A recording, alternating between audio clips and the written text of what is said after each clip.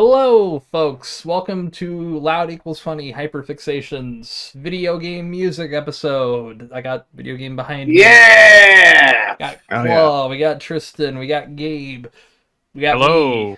How are we doing, folks? Well, I'm doing pretty good. Despite Cat Icarus being a video game channel, A Yeah. he gamist, wanted if you will. a certified anal gamist. He wanted to do regular music hyperfixation with us. You can find the link maybe in the description or wherever. Yeah, so We did card that up several here. months ago. We're going to do another part of that with some more albums and stuff. But he did not want to do game music. I guess he doesn't vibe with game music as much as real music. So we wanted to do game music. So here we are with Gabe. It's game music Yes. time with Gabe. Hello. It's Gabe Game music with Dave. time. Hello. Yes. We've all We played all a ton have of had games. many conversations about game music. Yeah. Like Yes, we have. all of us have gotten so focused on one song and being like, guys, you gotta check this shit out. This soundtrack Oh, goes yeah. crazy. There's always been, like, every year there's something that comes out and we're like, the fucking soundtrack Yeah. alone. Last year, Alan Wake 2 fucking killed it. Along with a lot of Yeah. other games. But, Yeah, Like- FF16 soundtrack. Baldur's Yes. Gate 3 also had an amazing Baldur's Gate soundtrack. 3. Yeah. and this Wow. year is no exception. There's some great stuff coming out that's got already amazing Oh soundtracks. god, I just realized one of my picks is actually relevant to a game from last year because I was going to say Bomb Rush Cyberpunk also came out last year, but we'll Yeah. get to that. That we will. Yeah, but no, it's we've been into the video spoiled game for music good stuff. music. Yeah. For a little while there was it had some of the film score problem where it's too many soundtracks were just trying to be like orchestral and Yeah. they all just don't sound all that interesting or whatever. But There's we've come out the other end of that Yeah, valley. we've got the style back into it, finally. Yeah. But yeah, no, we've all like experienced a ton of great games over the years. Have had amazing soundtracks. We're gonna kind of highlight 5 of them from each of us and kind of say, hey, you should, if not play this game, listen to the soundtrack. It's fucking dope. That's kind of True. our goal for tonight. Now, these are soundtracks. I'd say none of these are really. You don't need to play the game, at least for any of my picks. I mean, it certainly helps to form like some attachment to it, but they really are just kind of independent, weird little music albums that just kind of work on their own as their own thing. Yeah. Yeah, I'd say a couple of mine are like that, where you could just listen to it, but a couple of mine, I think you need the full context of Yeah. the game as well, just because Yeah. like some OSTs are like so directly tied to their game that it doesn't really work entirely without the full context of like where the music is used and how it's used. Yeah. You know? That's true. One of mine is like absolutely that to a T. Yeah. Well, I guess we should get into it. What order were we doing this again? We're gonna do you, Top down. me, well, yeah, kind of top from the. Well, yeah. For me, I have everybody here on the side, so it's Yeah. top down. So it's you, Okay. me, Gabe, Tristan. Okay. So you. All right. I'm second. Gabe third. Tristan fourth. Well, that means that I get to go off for a little while about Final Fantasy, everybody. I like Final Fantasy! But I don't just like any Final Fantasy. I like the weird, stupid GameCube one where it's like Diablo or whatever, Yeah. and you have to carry around a stupid, like, crystal chalice thing, and it's really annoying, and it's like multiplayer. But I didn't have any friends, so I only played it single player. And so as a result, Same. Sure. Also, I didn't have the Game Boy Link cable thing, so that was also some bullshit. Oh yeah. That Yeah. game was Final Fantasy Crystal Chronicles, tremendously inaccessible game, but Very. and they made a remaster thing, and it kind of And fucking it's- sucks. And it's So I even wouldn't worse. even bother. It's even Don't worse. Don't even bother because they added voice acting, and it ruins the whole fucking experience. But it's not even terribly bad voice acting. It's just it shouldn't be there. But Also the GameCube expensive, version. too. Yeah, Fucking yeah. $50 for what it is, and it's like, no. It's not great, but it had a soundtrack that I immediately picked up on, and I was really into it. As like a Zelda kid or whatever. I didn't really like Final Fantasy because I didn't understand turn-based battles or whatever, but I saw this and I'm like, I press the A button and I kill things. It just works. It all makes sense comparatively. Yeah, so this was my first Final Fantasy soundtrack, and it's not by the, legendary series composer Nobuo Uematsu. There's a few composers throughout Final Fantasy, but he's like the main guy. He does FF7, 8, 9, most of the older classic ones. And this is not that. This is Kumi Tanioka. She has a few other credits. She did like Ragnarok Online or some shit. Interesting. Okay. Yeah, she did a few other games. Nothing that I was ever super into, unfortunately. But Crystal Chronicles, the soundtrack for this, just amazing. You got a lot of like weird kazoos are featured throughout, and like very just ancient instrument stuff. It's like traditional folk, medieval-ish kind of music, but like Japanese flair. If I had to pick one song for anybody to listen to, it's kind of the theme song of the game. I think it's like what plays on the title video or whatever. Yeah. But it's actually I was going to go with the song Thoroughly Blue, which is like but that's like the instrumental version of, I think it's just called, it's Kaze no Ne, but it's like Sound of the Wind, Song of the Wind or something like that.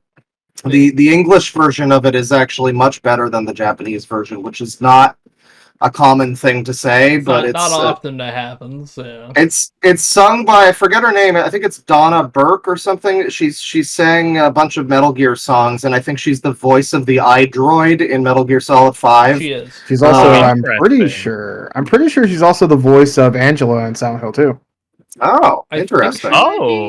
I will have to take a look on that. I know she's absolutely voiced someone in Silent Hill.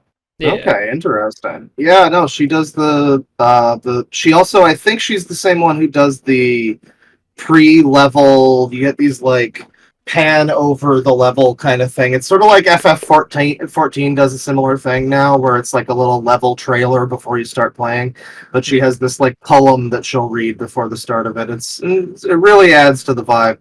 But yeah, she has a great theme song, and or Thoroughly Blue, or another track, I guess you want something weird, check out Mag Mel. It sounds like Christmas music, but from like Satan or something. Mag Mel? Nice. Mag Mel, it has a few different spellings and like translations, I don't know. Okay, so yeah, Donna Burke, she was both Angela and Claudia in Silent Hill 2 and 3 respectively. Oh. Yeah. Nice. Huh. So Fascinating. Hey, fuck yeah, Donna Burke. Yeah, shoutouts. I think she did Heaven's Divide from Peace Walker. I think she might have. Which is one of the better vocal themes from those games. Should I go into my next one? Go for it. Well, since we already talked about a little bit of Silent Hill 3, I may as well just knock this out of the way here. Silent Hill 3! Yay! If I had to pick one out of the first four, Silent Hill 2 is very iconic, yes. But 3 is very re-listenable, because it's both an album that is telling a story through its like vocal tracks. This is the first time Mary Elizabeth McGlynn, I think she did music before becoming a voice actress, and this is her first time in the Silent Hill franchise.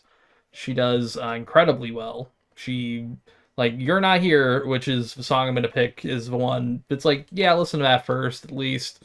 Because You're Not Here, it captures the theme of the game, kind of setting that tone of Heather being very independent, very strong on her shoulders compared to Harry and James, who respectively kind of has no personality, and James is kind of Harry's a very no personality average guy, and James is a whiny, at times mess, very, very complicated person. Heather is very much actually focused, actually serious about life. Not the other two, it's where they start to build more character onto the actual characters of Silent Hill.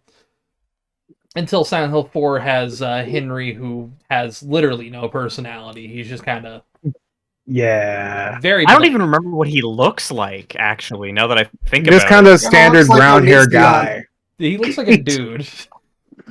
He Like- does. He does kind of look like Onision. I actually need to look him up because I don't remember. Yeah, I think he has like medium length hair. I don't know. Oh, yeah. I really wish Silent Hill 4 was more liked because that seems like the one I would like the most, but everyone's like. I love Silent Hill 4, but it is very much a warts and all kind of love. It's like, Yeah, I guess so. that second half of that game is very tedious. That's all I'm going to say. But it's a good game, and it's also got some of the most fucked up creature design of the whole series. It's very grotesque. But yeah, Silent Hill 3, its OST works. It's got the horror moments. It's got these rock levity moments. It really does encapsulate what I think the game was trying to do with its OST. Like with the game itself, it's trying to tell Heather's progression. In basically one day, she's given a lot of bullshit, but it lets you feel that through the music, and I really like that. And that's kind of all I got for that. Play Silent Hill Tristan's fucking doing 3. math over there.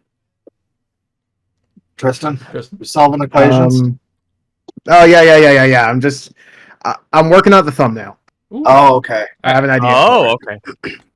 And it was still Akira Yamaoka, right? It was still Akira Yamaoka has done every Silent Hill soundtrack, video game wise, except for Homecoming and Book of Memories. That was Daniel Licht. Rest in peace. Yeah. Okay. Akira even He came did back. Dishonored. It was a fun little dishonorable mention for he did Dishonored. Daniel Licht did a very good job with his Silent Hill games, as much as those two were flawed. He tried his best, and that's all I'll say. Again, rest in peace to the guy. He did good work. But I know Yeah, Akira Yamaoka. A lot of people like him, but he gets like criticism in the last decade or so. I've seen people say he just like throws sample packs together and he doesn't really compose his music, and I'm like, that's not really. it's still a form of composure. Yeah, a lot of Yeah. a lot of 90s games, especially on the PlayStation, were just like sample packs slammed together basically. Oh yeah. And it's like an iconic sound. In fact, Metroid Prime is another example of that. Oh yeah. There's a lot of samples in that game. Like you can tell if you ever dug through a sound library, you're like, hang on, I've heard that before and this before, but everyone kind of does it. And Akira at least knew how to to structure it in a way that made it sound interesting. I mean, there's a song on the first one called My Heaven, which sounds fucking horrifying. Like it sounds like you're running through a fucking metal factory on fire, and it's like that's still impressive. Like that's cool as shit. I don't care if it was made up with a bunch of sounds meshed together. That's like that's just what music is. Exactly. Yeah. How dare you use a C key? That's in my song. Yeah. It's kind of dumb. I've liked what I've heard from Akira Yamaoka. His music, it's not. I'm gonna compare it to Persona, which is I'm sure not the first time it'll be brought up. Oh yeah. Not because it's similar, but just because it's like. Whenever I've heard the music from Silent Hill, it doesn't sound like what I would expect the music from Silent Hill to sound like as a non-fan. It's more it's like weirdly popish sometimes and has some like rock elements and instead of just being like spooky industrial music or whatever like that one you mentioned, it's got a lot of variation to it. Like it's got the industrial stuff, but it's also got like a very chill rock song, and then the somber this somber track that sounds like you're just in a hotel. Like they've had those, and they mesh them throughout the series. I think Silent Hill 3 is where it hits every note kind of perfectly, where it's like the soft rock is very chill and mellow, but those like horrifying tracks are still like really fucking freaked out. It's a very weird soundtrack. It's really good. That's kind of all I got left to say, really. So fair enough. There you go, Gabe. Oh, did you have a specific song from 3, by the way? I mentioned it, but I'll mention it again. You're Not Here, which is, I think, the title track. But it gets you in that mindset of what Heather's in at the start of the game, which sets through the rest of the game. It really does flow. Which, that's also why I can say you can listen to it as a soundtrack. You can just, listen to it flat out. It's like an album. Take it in. Yeah. Yeah. All right, yeah. For my first pick, I have Gravity Rush 2. Not that I think Gravity Rush 2 has a better soundtrack than the first one, Yeah. just that I think when it hits, it like really hits. You know what I mean? Yeah. Like it's one of those games where there's a lot of music that I kind of don't remember, but the stuff I do really sticks out to me. The song I'm going to recommend is the Old Settlement theme, Le Havina, I think. I guess first I should say it was composed by Kohei Tanaka, who is a legend. He did Sakura Wars, Alundra. He did the first Dragon Ball opening. He did the One Piece soundtrack. He did Sonochi no Sadame from JoJo. Like So he is a basically legend. big baller. Nice. Exactly. And part of why I love the soundtrack to this game is that it's very like whimsical and adventurous in the same way that like One Piece is, or like it has this vibe where like you'll be exploring this town, flying through the skies, and there'll be this big brass instrument come in and just like carry you along, and it's like the jazz elements almost feel like they're designed to simulate the way that you're like flowing through each area, kind of. Yeah. And it's so well done that I just like I can't help but listen to some of the tracks and just have a smile on my face and just want to bob my head. Especially in a game that's so built around its atmosphere and style, like Gravity Rush is. I don't know. It's just a great soundtrack. Which has me hopefully excited for the movie. I'm because they're doing a movie. There's a movie? Yeah. There's a movie for those games that were never all that successful because Sony didn't market them correctly. It's almost like Sony not marketing a lot of things people- that they trend. Yeah, a lot of people really love them though. Buy Astrobot, everybody. Please God, buy Earlier Astrobot. this year, It's getting good enough reviews. I hope people do. oh yeah, it's doing great. It's doing so good. I'm gonna pick it up soon, but The Gravity Rush film, we only saw like a 5-second clip from it alongside a clip of a Patapon animated film. yep, I think it was like I'm sure it'll it come looked like out. a screen test, like an animation test they did for. Yeah, it's like an alpha test. Yeah. It'll come out the same time that fucking the Sly Cooper movie comes out. You know. Oh, why you gotta hurt me, man? Why you gotta hurt me? I'm kind of hoping that in the movie it has a similar soundtrack, but it's going to be way more cinematic and like dun dun dun dun dun dun. Like it's going to be kind of obnoxious, I think. They might. I don't know. This is Sony Pictures. They might try to like knock off Guardians of the Galaxy. We might get like 25 licensed songs. Hey, listen, they're I the should same say people who Suicide brought you Squad. the Emoji Movie. Like they know what they're doing. We're in safe hands. Clearly. Like Jesus fuck. No. But yeah, like for Gravity Rush 2, there's not that much I really have to say about it besides just like give it a go. Like even if you haven't played the games or don't know what the games are, You should buy listen the to games the soundtrack. anyways. Yes. You should. They're great. They're Buy always Gravity on Rush. sale for like $20. Yeah, because Sony stopped caring about that long ago.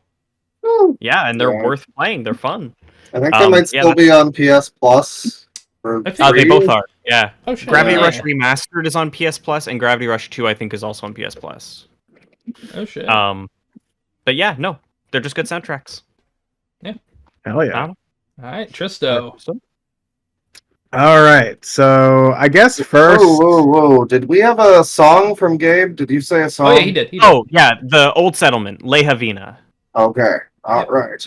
Awesome. All right, Tristan. All Take right. it away. So I have chosen Devil May Cry 5 Special Edition. I'm choosing Special Edition because fuck you. It was released as its own separate thing, so it counts. And it has more songs. It does. It does. It does indeed. Which is why I'm choosing Special Edition because my peakest song, the number one that I think you should listen to. If you've heard any song from the soundtrack, you know what I'm about to say. It's Bury the Light. Come Exactly. on. Very light. Bury Yeah. the Light fucks really hard. Well, No, I'm a Crimson Cloud apologist, but Bury That's the Light's fair. pretty great. That's good. I Yeah. think Yeah, I the mean, whole soundtrack's great. Yeah, It I mean, is. obviously. I've never liked DMC music before 5, but 5 has amazing music. Yeah. I mean, 4's got some good tracks. I like some of 3. 2, I can't remember much. of Listen, 2. The Two guys has are gonna- like 4 good songs. Yeah. You guys are gonna put me better on a than nothing. crucifix. The remake soundtrack by Comba Christ and Noisia isn't that bad. See, here's It's the pretty thing. sick. I'm not going to disagree with you. That Hang on, I'm gonna go get the crucifix. Don't fuck with Tristan. He probably has one. I've He's gonna come back. He's gonna have a real crucifix. might actually have that and a spike. Yeah, it's gonna be 6 foot and everything. It's gonna be like that's gonna be terrifying. I'm gonna He's wait got for the Tristan to Doctor drop- Who. He's got the Doctor Who scarf for God's sakes. I'm gonna wait for Tristan to drop my hot take of this. Holy come back shit! with He has a crucifix. crucifix. Hop on, bitch! No! Hang on, hold on, dude. You're telling Not the Jew, bad. you're telling the Jew to hop on a crucifix, man. Hold up. Oh, Hey, okay, come on hang now. on. I didn't Settle even down. know That until far. just now. I'll still say that I think that remake should, like, if they would have just titled it anything but DMC, made it its own separate thing, it would have been okay. Yeah. It wouldn't have been great. Ninja guy with gun. The game. Mate, that would have been a better Crow reboot mean- than the fucking Crow movie. That's true. It's like Shadow the Hedgehog. It has a timeless edge to it, It does. A bit. and it's yeah. a much better game than Shadow Limp the Hedgehog. Bizkit And I ass. love Shadow the Hedgehog. It actually is. Like, But at the It's- same time, DMC5 soundtrack is leagues better. oh, It is yeah. peak. I'm not saying It it's is. close. DMC5 soundtrack. It's peak, I'm afraid. I mean, I don't yeah, know how they're gonna Devil do. Trigger is kind of the famous one. It Yeah, is. I mean, obviously, the vocal tracks, Devil Trigger, Crimson Cloud, Subhuman, Silver Bullet, Bury the Light, all that, peak. Mamma mia. But then you get into like the non-vocal stuff, and that's just as good, sometimes if not better than the vocal tracks. Like Fuck yeah. the main theme, Legacy. Yep. Fantastic. Slow violins building up. It's beautiful, and you wouldn't expect to hear that kind of stuff from Devil May Cry. Maybe aside from the Divinity statue, which is also good in this, but I mean, it always is. I really enjoy Unbearable Pressure. Unbearable Pressure is fantastic. All of yours and themes are fantastic. Yes. Yeah. Unbearable Pressure, I forget the other ones, but they all start with unsomethingable or unsomethinging. Yeah. And then a it's second word. silly. I like it. But you have fucking Any Special Orders, which is Nico's song, and I don't feel like moving my camera, but whenever I just feel like vibing with that neon sign on, the Devil May Cry neon sign, I just put like those songs on, like that and the Tropical Devil Night remixes of the song. Oh, Fantastic. The duel, which is the final battle, not second to last. Yeah. It's like, Peak. I'm not gonna spoil anything about the story, but it's peak. No one Savage. man can have all this peak. fuck. No. It really is. Like really Voltaic is. Black Knight. There's one. I didn't write it down. Faded Tone. Yeah. It has 3 different versions depending on who you're playing at the time. Oh, shit. Yeah.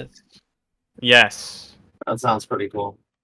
I think that's all the main things, but I mean, it's just fantastic all the way through. So fucking, like, pick it up. It's fucking great. I'm just trying to It's- think. I would recommend the game, but That if not, hey, up listen to both. some of the music. Pick up both. I mean, obviously, you probably heard either Devil Trigger or Bury the Light. Yeah. If you're on the internet, Yeah. you probably Yeah, heard. yeah. It. I Some recommend. of the, I if you got don't- into Devil May Cry because of the music. Right? if you don't like the if you don't play the games, then some of the lyrics might be a little, Japanesey game music kind of lyrics, Yeah. Yeah. but they're fun. It's still good. I mean, it's very good. it's edge game too, so it's fine. Yeah, Yeah, at some point I think it's meant to be kind of schlocky. Yeah, Exactly. it does edge with a tact that I don't think many other like edge games do. It's Yeah. silly. Like Edge. you're not gonna see me getting emotional over Gears of War, but I get emotional over Devil May Cry. Although I Yeah. understand that people do get emotional over Gears of War, and that's Yeah. fine. That's chill. I feel you. Like I guess to put it more accurately, you're not gonna see me getting emotional over fucking Prototype. Yeah. However, I get emotional over Devil May Cry. Yeah, I get you. Like I get emotional over Infamous partially because of some of the music. Yeah, that's but why. I- That's why I specifically Infamous- didn't mention Infamous But I because I know but I that's Infamous don't has got a get good emotional story. over. Yes, that too. But I don't really get emotional over like the music in a game like Prototype, like you said. It's just kind of like I wasn't like, talking about just the common- music, just in general. Oh Yeah, yeah, fair. I mean, uh, music. That's a big Yeah, part musically, of it. yeah.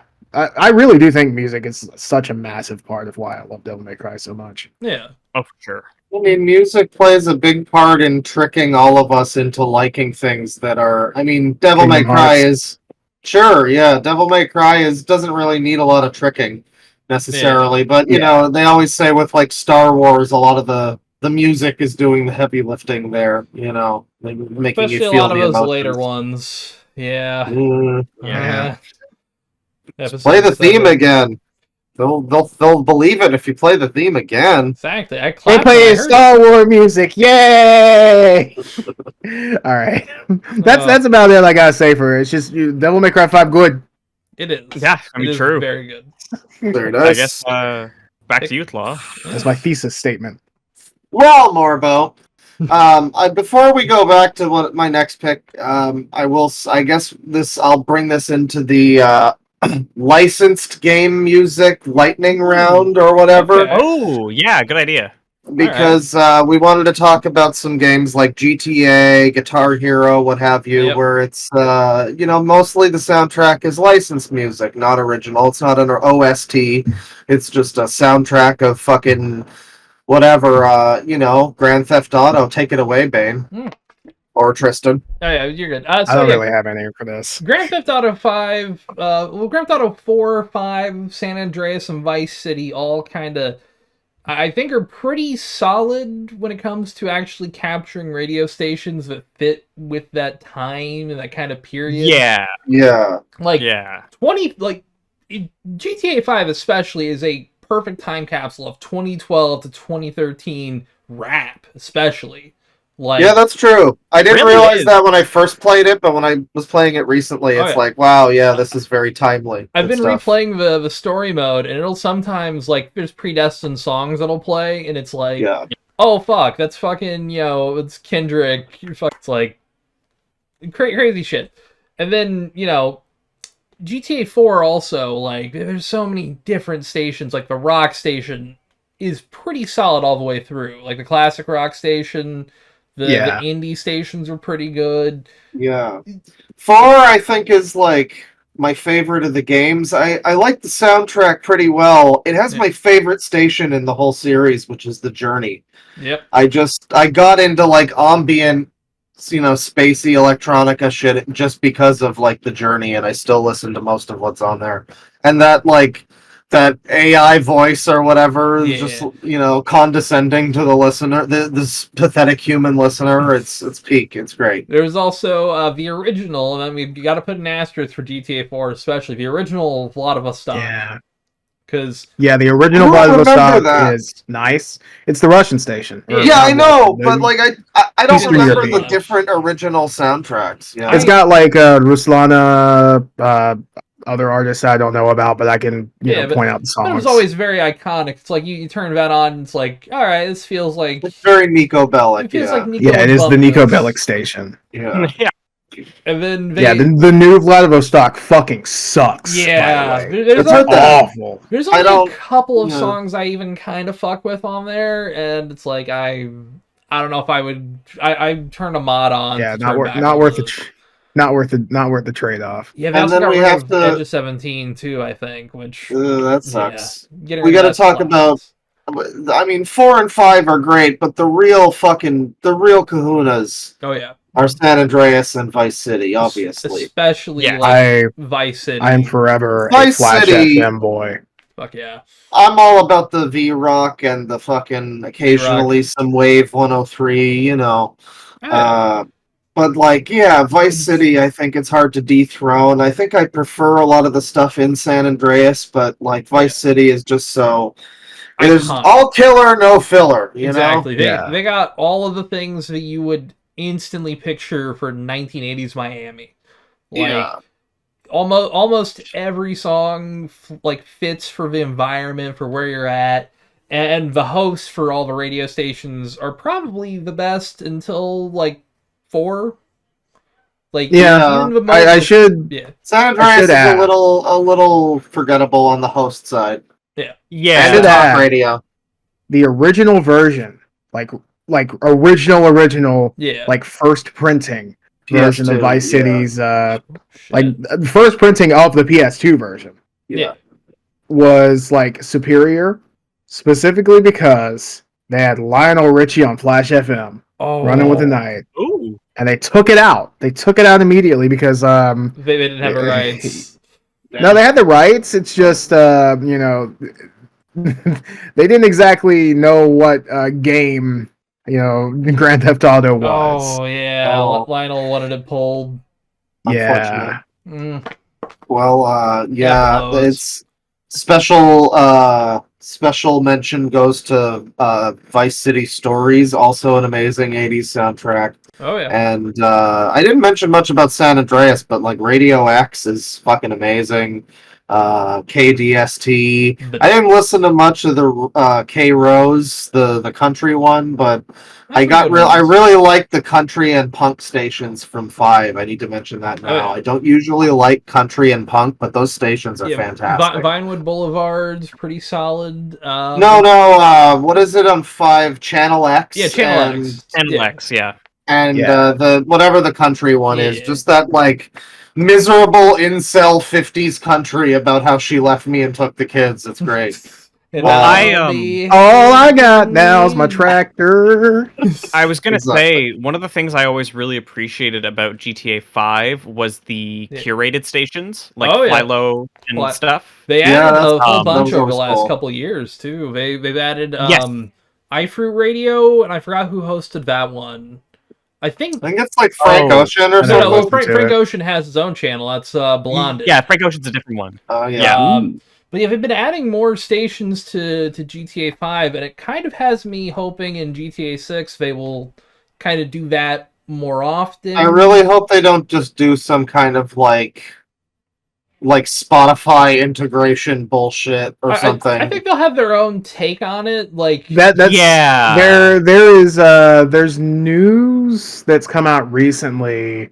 I kind of want to wait to talk about it on the normal show, but they are having radio stations in GTA 6 because someone recently came out and revealed that they've been Rockstar approached. didn't really ask them for that much for their song, so they said no. Oh yeah, they asked them for like $7,000 or something. Yeah, which is like they made Classic Rockstar. Yeah, it's They made a career about games about thieving from people, so I guess it's yeah, they get their licks in a little too. Grand Theft Audio. I mean, it is Well, also also, you do kind of put it in, like I would put it in there even then, be like, yeah, it's GTA 6. You like even if it came with me with $100, I'd be like, yeah, all right. that is a literal paid and exposure kind of thing. It is well because you think like this game is going to sell a crazy fucking amount on day one. On day one.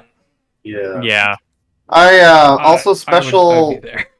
special note. I said Vice City Stories, Liberty City Stories, because the original GTA 3 had an original soundtrack, and it's pretty cool. It's fake radio from the time, and some of the songs are licensed. There's a classical station. I think the rap station is like There small are some- time guys. Yeah, Like there's Royce some, to 5'9", he became pretty popular, but at the time, very indie though. yeah. But Liberty City Stories just has a full station of rap that's like fucking Method Man and Raekwon and shit. It's like mostly a Wu-Tang station. It's really fucking. They actually got some just genuine bangers throughout that soundtrack too. I remember the rock station being pretty good because it takes Some place good stuff in, there. It takes place in the '90s, right?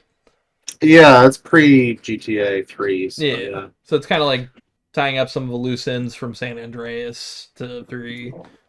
Also, just lightning round, Guitar Hero, the entire soundtrack. All of the games. I guess not all of them aren't quite as great. Some of the People later don't ones like. are okay. Well, no. Okay. 6 is the best Guitar Hero game. 6 is. 6 has the best fucking soundtrack of the whole series. Like every kind of genre you'd want, every Perfect distribution, entire 2112 album, or the highlights, the full song, of 2112 as like a thing. Original Megadeth songs, but then Guitar Hero 3. Oh yeah. I mean, come on. There's also, You you got, had a pretty solid soundtrack too. Freebird and everything. A lot of those were like the cover versions. They weren't the originals. Well, 2 is when they were starting to get the originals more, because like more of them, yeah. They had like I remember playing "Dead" by My Chemical Romance. That was like a big one. It was always one people were playing with too, because my cousin wanted to play that. Everyone I knew wanted to play that song. And nobody really wanted to play the other ones. I was like, come on. I also remember the Rock Band games having some pretty solid soundtracks. Yeah, Rock Band 2 especially. 1 I liked a lot. 2 was fantastic. 2 was pretty good. 3, people like 3. I'm not big on 3's soundtrack. Funny enough, I like good stuff. I like the Rock. And there's a 4th game also. I like the Lego Rock Band soundtrack more than I liked Rock Band 3's soundtrack. I'm gonna be honest. Yeah, actually that's kind of true. Yeah. It had, everything. It even had a fucking Korn song. It was Word Up, but it was still Korn. I was like, we're introducing Korn to kids. Hell yeah. Lego Korn, awesome. That's great. Rock Band, I mean, that's the soundtrack of 2008 right there. Yeah. You want to go back to 2008, you just do like a jumble of like Rock Band and fucking GTA 4 probably. Rock Band, GTA it'll give 4, you Guitar Hero 3 too, because it's the same obviously, year. Well, it's 2007, but same era, start playing some Modern Warfare, it'll be great.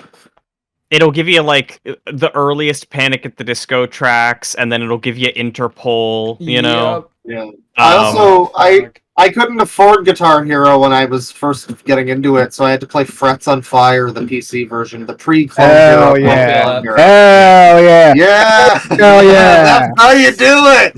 That was good. Well, I always did CVBNM and then picked with Control, and it was never ideal. But the worst part for me was when I wanted to try Frets on Fire, I had a laptop, so I was like, there's no so did I. No proper way to play it. That's why I played it like that. It was more like Keyboard Hero, but I basically got into like most of the music that I'm, eventually wound up being into because of like Puppets Hero and shit like that. Yeah. You had you get a bunch of like that was where I first got into Dream Theater because it had the Glass Prison, I think, as one of its songs. Or something else from Dream Theater. This is like not even a real game. This is just a mod at this point. But like, man, Frets on Fire, that's good shit. And Guitar Hero. You wanted to talk about Burnout also? I will really quick show you, because a lot of the times I was like, we had only one Guitar Hero controller, so anytime I had the controller shit. Yep, you had to play with a controller, and I remember the top 2 buttons were green and red, respectively, so like RB green, LB red. Then the other 3 colors were distributed to the triggers and the A button. That's or disgusting. X, depending on... I don't like that. That's disgusting. See, it's kind of similar to how Fortnite Festival works, if you've played that with a controller. The default setting is... Kind of? Yeah? Kind of. Shouldn't it just be like D-pad left, up, right? So for Fortnite Festival, the default is first fret is left on the D-pad, second fret is right, third fret is X, and then fourth fret is B. And there's higher pro modes, but I don't fuck with those mostly. I just stick with the like medium-high setting. But it's kind of annoying. On PC, it's like straight Keyboard Hero, where you're literally just like DFHJ or whatever. Yeah. That would be, and it's okay. I'd like to try that version. Plus, I know now they're supporting guitar controllers soon. Yeah. Yes, now they have the. You can get them for $100 on Amazon again. I've heard that new one not is too bad. Iffy, but at the very least, somebody's producing new guitar controllers, so that's it's something. The first run of it too. I'm sure if you give it like a couple years, they'll be great. I'm kind of holding off on mine just because I'm gonna wait till they actually start building that out more. Maybe even a competitor comes out, it's hopefully better. But I guess it's on topic. Rock Band controllers but were I will say very Fortnite good. Festival. Yes. Yeah, they were always. But I will say it's on topic. Fortnite Festival has a really solid soundtrack. It has a really solid lineup. They're constantly adding new stuff to it, whether it's like Metallica, Billie Eilish, whatever, and almost every time it's the right songs to pick. It's also helps because they're the biggest game in the world, so it's like they're, they can pull in as much like music as they want, and it also has other benefits. I grinded. Oh yeah. I grinded the hell out of "I Wish" by Skilo. Yep, that's my lobby music right now. Yeah. Yeah. Oh, so good. But it's nice to like they found a way to incorporate this and make it not feel entirely forced either, because Fortnite Festival's entirely free. You can download Fortnite, it's right within it. You can press one button, play basically Guitar Hero again with your friends. And your friend can be dressed as Peter Griffin doing the default dance when he can't sing. Hell yeah. Let's be honest, it's more like Band Hero. It's closer to Band Hero, but yeah, at this point it is. For those that don't remember, Band Hero was the weird offshoot where they made it like Taylor Swift songs and shit like that. Yeah. I wanted to get that just because choice. it had "Happy Together" by the Turtles, and I really like that song. But that's like the only good song in that fucking game. I can tell you what's on the store right now if my controller would not be a pain in the ass. But yeah, they got the popular stuff. Apple by Charlie XCX, which like I don't know if that makes really? Yeah, it's on there. That makes sense. And stuff like Fireworks by Katy sense. Perry, but then you've got like Darude Sandstorm, X Gonna Give It to You. I'm just kind of going off what's on the top here. Don't Fear the Reaper, Dragula. Sick. Sick. 24 Karat Magic by Bruno Mars. Ain't No Rest for the Wicked. This is mostly in alphabetical order. But it's stuff like that. It's like there's a mix of like the poppy, brand new stuff, but it's like some of that's good, some of that's like doesn't necessarily make sense. Every so often there's some weird stuff. Yeah, there's like fucking like there was a Flowers by Miley Cyrus, and I'm like, I don't think that has a guitar in it, and I've heard it, I think, but it's like it's a weird choice. But then there's some where it's like, it's a great choice. Carry On Wayward Son, Cheap Thrills by Sia. That makes more sense than a lot of these. Day and Night by Kid Cudi. Stuff that makes some sense. And then Imagine Dragons, which that's just a personal spite. A lot of Imagine Dragons. There's so much Imagine fucking Dragons. I don't know why there's so much. Billie Eilish, known guitar god Billie Eilish. Listen. If I was a Fortnite festivaler Fortnite, I would much rather play a fucking Billie Eilish song than Imagine Dragons, to be quite honest. Yeah. Fair. And there's some where it's like, like some Nine Inch Nails songs, but not a lot. And it's like, get more Nine Inch Nails. Put all that in that seems like the exact type of music you would want. Exactly. Give me a Trent Reznor skin in Fortnite. I will use it every day of my life. That'd be pretty great. Yeah, I've only bought a few. Like, there was Poison by Belle Biv DeVoe, and I think I bought that because it's like, you have to. It's a fucking good song. Yeah. But yeah, like Nine Inch Nails, The Weeknd. There's a lot of A Weeknd. Yeah, he had a whole event. Way too much Weeknd. He's also in the game. That's weird. Yes. I'm not. He also has a new album coming out. Oh, we might get a new Fortnite skin of A Weeknd. Yay! Hell yeah! Right. Yeah, Burnout. Real quick, I'll knock out Burnout. Burnout 3 Takedown has one of the best soundtracks known to man. It's all licensed stuff, but it's very. For a racing game known to man. Is that better? I know Forza Horizon 1 soundtrack fucks. I agree. Okay, all right. Great soundtrack. It is.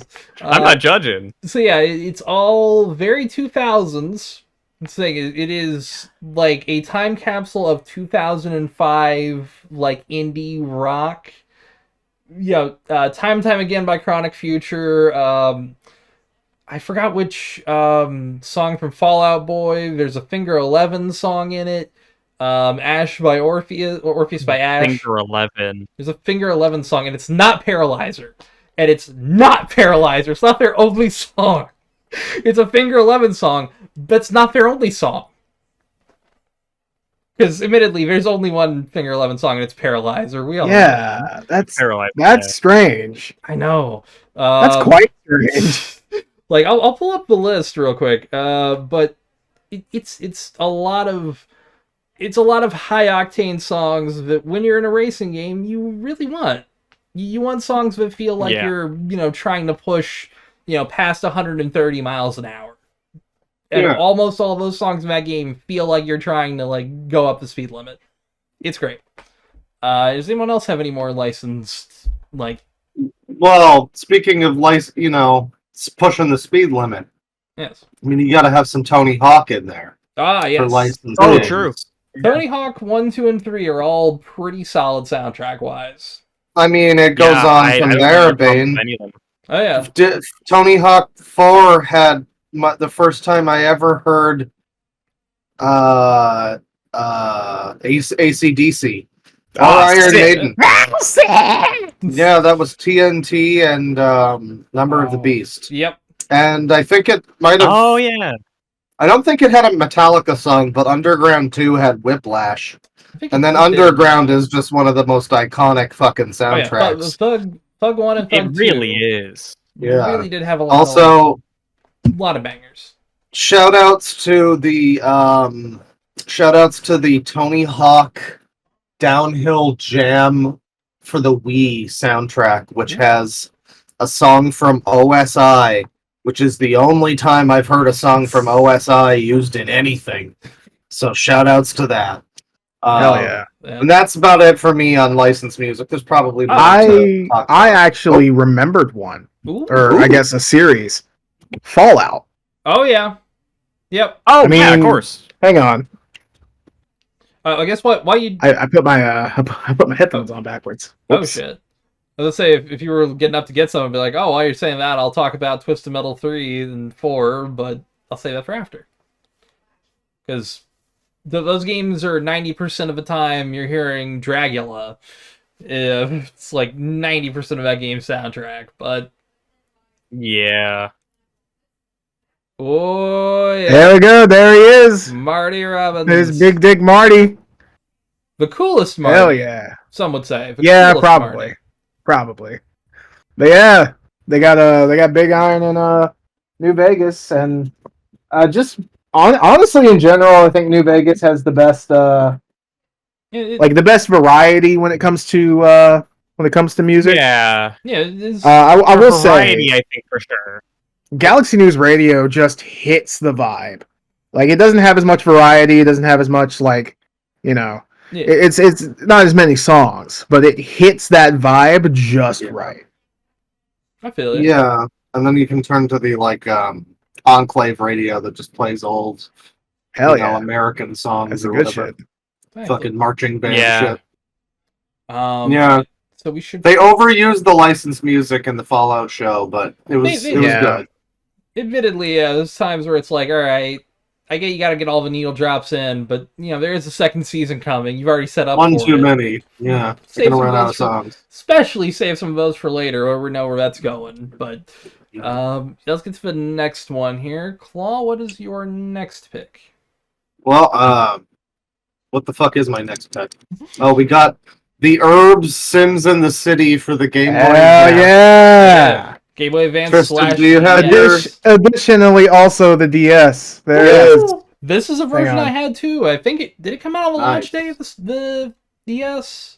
There I think so. Yeah. It was a launch title. There, yeah. It was a launch title. I got one, and then cause I had a bunch of money saved up at that time. Hang on a minute. Hang on a minute. What's? Hang on. Oh yeah, I know what you're going for. The NTR. Yeah, what's those three letters, huh? So what's that all about? The joke answer, obviously. The real answer, the code name of the DS was the Nitro. Yep. NTR. That's better. Oh yeah. Yep. I always forget that. I dropped another cartridge. Could have had the Revolution and the Nitro. Nintendo would have taken over the fucking world. It would have. They need to go with fucking cooler names. They're it's on this one too. Oh yeah, it's I forgot if it's something else absurd for a 3DS too. I can't remember what it is, but it's something else where it's like, really, y'all went with that? Is your fucking code the name? Super Dragon.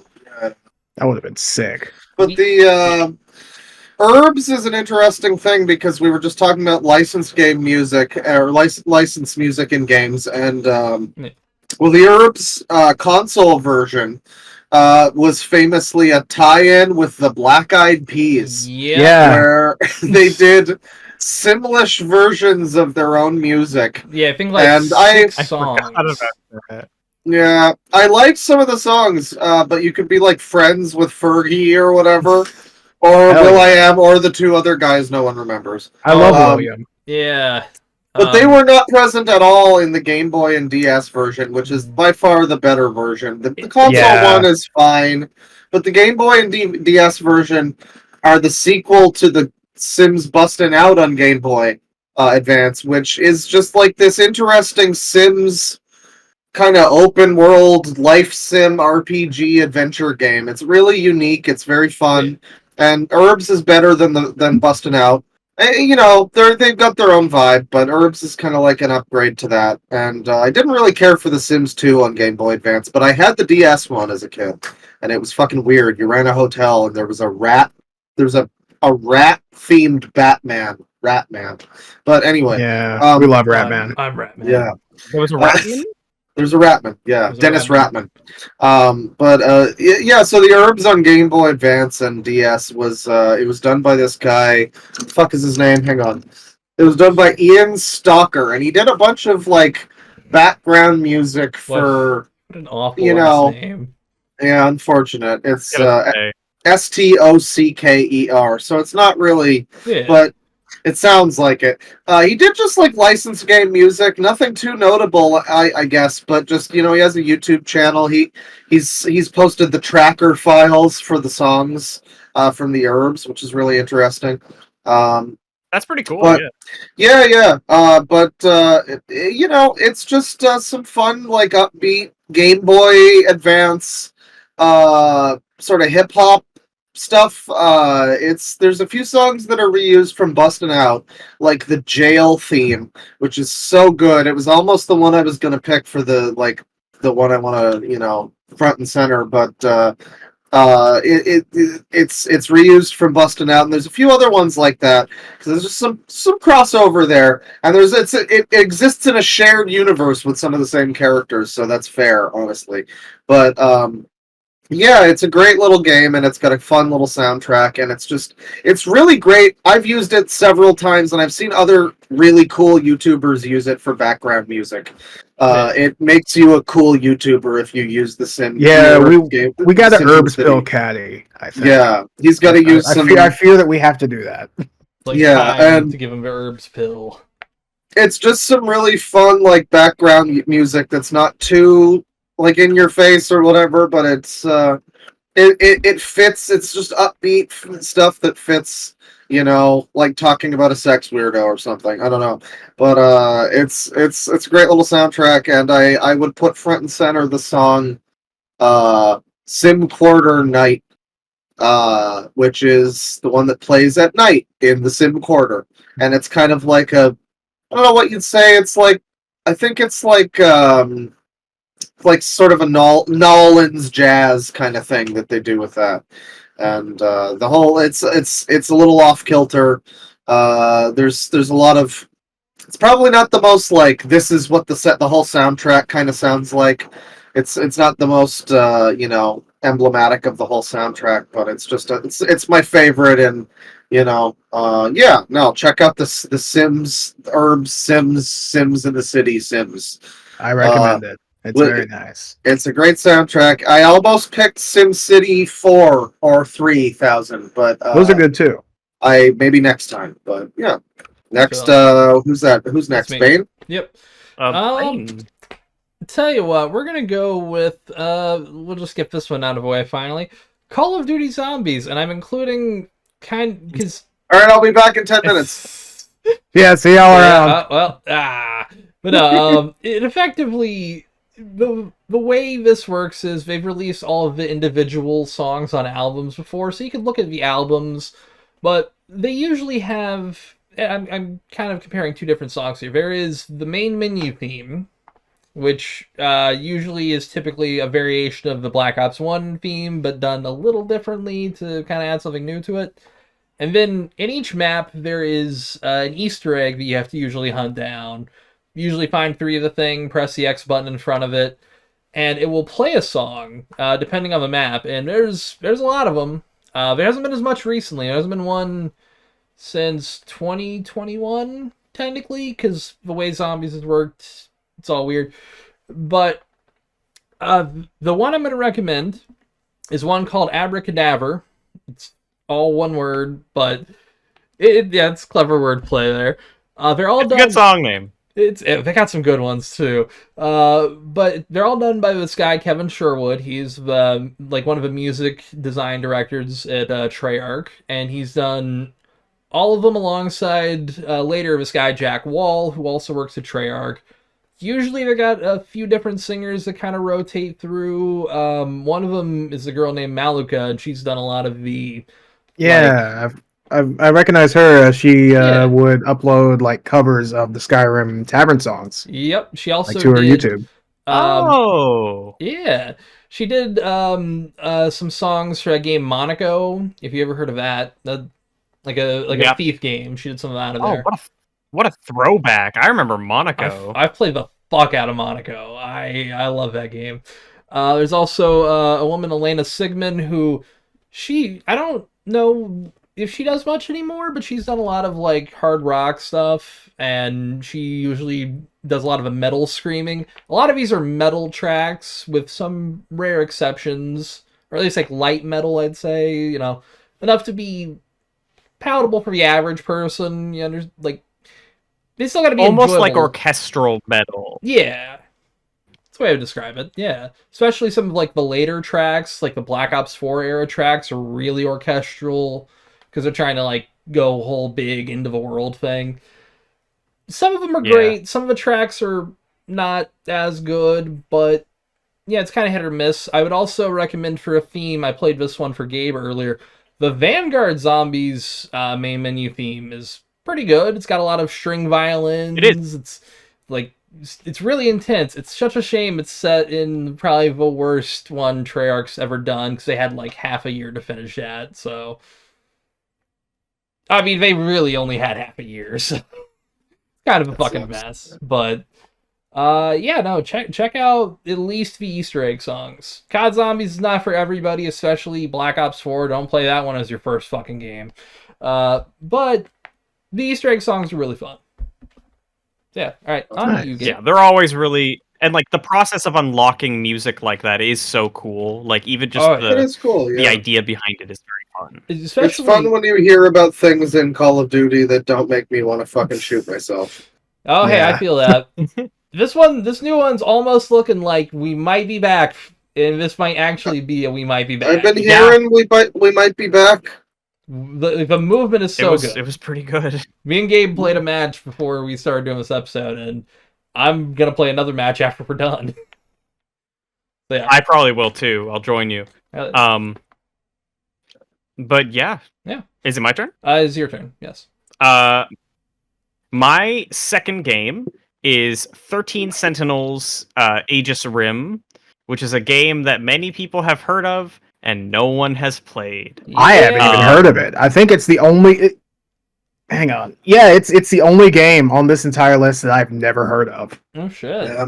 I've heard of it, have not played it. I've been meaning to. It has been on the list. I guess the idea behind the game plays into a lot of the music. It's half like a side-scrolling visual novel and half a RTS game. It's very weird, very unique. And it was composed by Hitoshi Sakamoto and a group called Base Escape. Nice. Which is actually a company that he co-founded. He on his own did Radiant Silvergun, FF12, FF Tactics, and a couple other games, and then alongside the people that he created Base Escape with, they went back to Square Enix because he used to work for them, and they did Odin Sphere, and then they also composed a game called Opuna, which if you're familiar with that game, you're a true G. That game has a killer soundtrack as well. And then the other really notable one from him was Tekken 6, which has an okay soundtrack. Yeah. Really talented guy, really talented group of people. 13 Sentinel soundtrack constantly bounces between like eclectic electronics and like really chill ambient electronics, where like as you're exploring, as you're progressing the story, everything has a theme, everything has some sort of motif to the music, and then as you get into the battle, a lot of the motifs kind of get blended into these electronic tracks and become these grand, like, battle set piece score. It's really cool. If I had to recommend a single song to like try, I'd probably recommend Deoxyribose, which is one of the main battle themes. And Yeah, it just go every ahead time and I look hear that it, one up on Spotify. Type that one out, everybody. Go ahead. Well, I mean, Deoxyribose. yeah, it's like a DNA thing. Yeah. Oh, okay. In fact, I'm pretty Almost sure that's every actually what DNA is, like out loud, spelled out. yeah, for me. it's the D in DNA is deoxyribose. Nucleic acid is the next two. I'm sure. I could not have told you out off the top of my most head. of the soundtrack is named after chemicals or like compounds. Okay. Or just assorted title names. That's how you can normally tell what's a battle theme, is like if it's like some sort of thing you've never heard of, like leucine. And then you know it's a normal one if it's called like Halcyon Days or something like that. But it's a really good soundtrack. It's super dynamic, it's super cool, and honestly, I think people can listen to it without even playing the game, just because it's such a cool ride and it's so ambient and atmospheric the whole way through. Yeah, the So best good. thing is Nice. the soundtrack for something that you can just listen to, and it kind of gives you a similar experience as an album to like playing the game or whatever. Like, oh wow, this is exciting. Yeah. That sounds pretty Yeah, cool. like, and even if you listen to it, you might not immediately get a lot of like the tone or style of the game, but you'll still at least understand a lot of like the atmosphere the game is building as it goes. You'll still understand, like, you'll be able to tell when you're focusing on what character just by listening to the music, because every character is normally represented in some distinct way in the soundtrack. So, that That's kind of cool. stuff all adds up and makes it a really cool experience. Yeah. Hell yeah. All right, Tristan, I think this is your go. So, Chrono Trigger. We know Chrono Trigger. Oh yeah. Needs no introduction. Who? Yeah. Wait, what? I heard What they knew did her. you say? You kept it so straight faced so long. I respect that. Like, All right, so yeah, Chrono Trigger. If you don't know, absolutely classic SNES JRPG. Yep. Obviously, Banger game.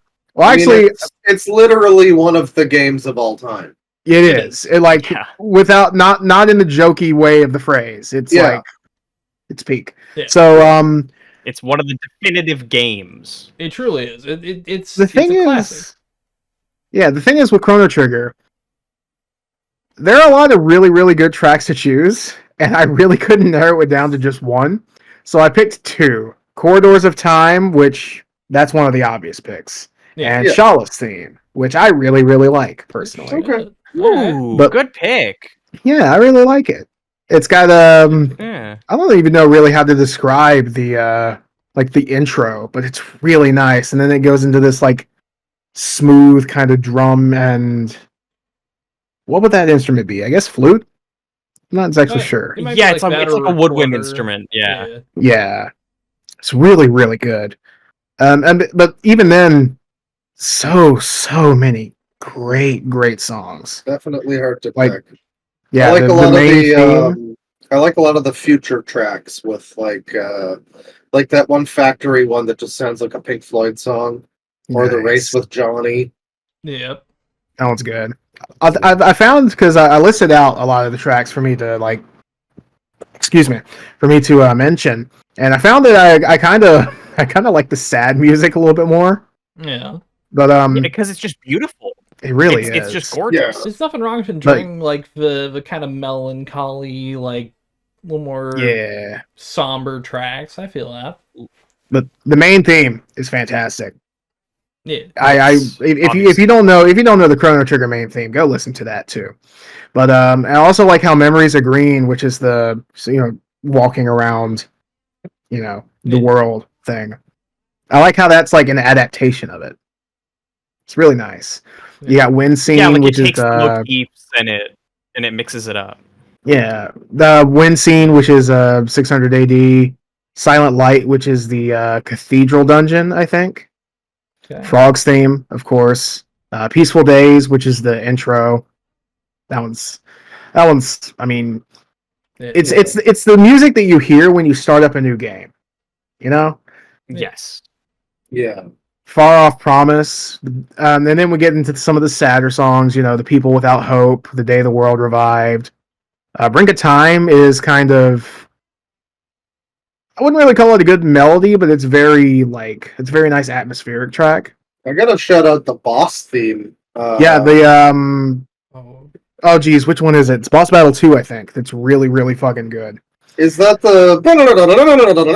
Is it that I think one, that's Boss. or- I think that's the first one. That's the first. Did they use Boss Battle 2, or was Boss Battle 2 like shows up unused, later. right? Oh, okay, right. Okay. Yeah. And then the battle with Magus and the final boss. Well, not the final boss. The one right before it. The track is World Revolution. That one fucks. It's one of those games where like you could pick You any just song lay out and it's the good. whole soundtrack, basically. Yeah. Yeah. At the Well, bottom of the night, fucking Zeal Palace. Are you Oh, kidding yeah. me? Faraway Times. Are you kidding me? You haven't even mentioned like the Kingdom Trial song or I the forget what that was Forest called. song. I think it's just called Kingdom Trial. It's so Yeah. good. It's so good. It's on Spotify. Go listen to it. Just Yes. listen to the It's whole actually on fucking thing. Spotify. Yeah, and the there's whole thing. also check out I forget the name of it, but you can just look up Chrono Trigger Jazz album. That shit fucks so It's hard. so great. Yeah. The Lavos I theme. know of it, but I haven't listened to it yet. There's also a Final Fantasy VII one that's really good too. Nice. I will Yeah, say but if there I are love any that kind of stuff. if there are any actual links to purchase these on Amazon, by the way, there will be links down below for ones I can find with purchasable links. Yes. Hell yeah. Yep. But if you go on Spotify and listen to the jazz arrangements, I recommend listening to the original Lavos theme. Yeah. And then listening to the jazz arrangement, which sounds like it's just fucking Sims ass mall music. It's wonderful. That's great. I And really like the original um, Lavos theme is like this horrifying orchestral, like, big organ thing. It's the end of the world, yeah. And then And Warlock Battle becomes like fucking becomes like Western music or whatever. It's all twangy. Yeah. Robo's theme just sounds like the morning forecast.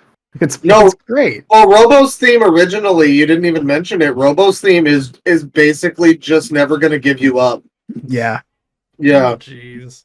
I like people I never eventually thought about realize that. like years ago people realized that that's just like the same song, and now I can't hear one without thinking of the other. Hang on. Oh, I have to listen to them back to back now. There's probably I got one mashup. better for you. Yes. So Oh, you can no. go ahead and go on. I'm going to send a link in chat. Ooh. Well, I was just going to piggyback off of that real quick and say Chrono Cross, arguably Also, yeah. as good, Yeah.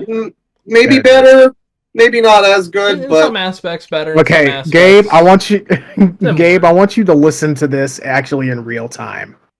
He is listening to an upload from the Siva Gunner YouTube channel nice. called Robo's Theme parentheses Beta Mix. See, you enjoyed it? I'm listening to. Yeah, it's exactly what you think it is. Yeah. I'm gonna have to play this over. Yeah, now, okay. so- Yeah. But yeah, Chrono It's great. Cross, the sequel to Chrono Trigger, also Yasunori Mitsuda, also put himself in the hospital trying to make the soundtrack for this fucking thing. He did that for Trigger, I think, and Cross. There's that Japanese work ethic. It's good stuff. Yeah. Poor guy, but he made Gold. He made Scars of Time. He made Another World. He made the fucking Termina theme. He made the fucking Lizard Beach or whatever it's called. That theme is fucking peak. Yeah, Chrono Cross is pretty great. Pretty great soundtrack. People don't like the battle theme because it's like very aggressive. Oh, and, really? Yeah, it's that one that's like dun, dun, dun, dun, dun, dun, dun, dun, every time you get into it. No, because what it is Oh, because yeah. every time you get into a like random battle, you just get this like kind of penis music noise that starts out the song, and it really pisses people off. I guess it never bothered me, but yeah, people don't like that battle theme. I think it's good on its own, but Yeah. you hear it 700 times, maybe not. But Yeah, get a little tired of it. You want to take a little break for a minute here? Come back. Yeah, I gotta quickly use the gentleman's room. All right, sounds All right, good. We'll be Well, back. we've done 2 rounds, so that's not a bad time to pause. Oh yeah. Sounds good. All right, we'll be back. And we're back, folks. How are we doing? A little bathroom break there, but we're back. We're back. We're so fucking back. I did not go to the bathroom, but I did get more soda. Hell yeah. Got a little more The water. bathroom will come. Yeah, it's coming to me. Don't Will worry. it? It's gonna come. It's gonna come. No, do not. I think the next one is my pick, which is gonna be Castlevania. It's real. We're getting into the. So I picked a hipster Final Fantasy choice. I picked a bizarre Game Boy game, and now I've got actual normal video game music picks. We got Castlevania Symphony of the Night. Fuck yeah. It's a good I one. could have.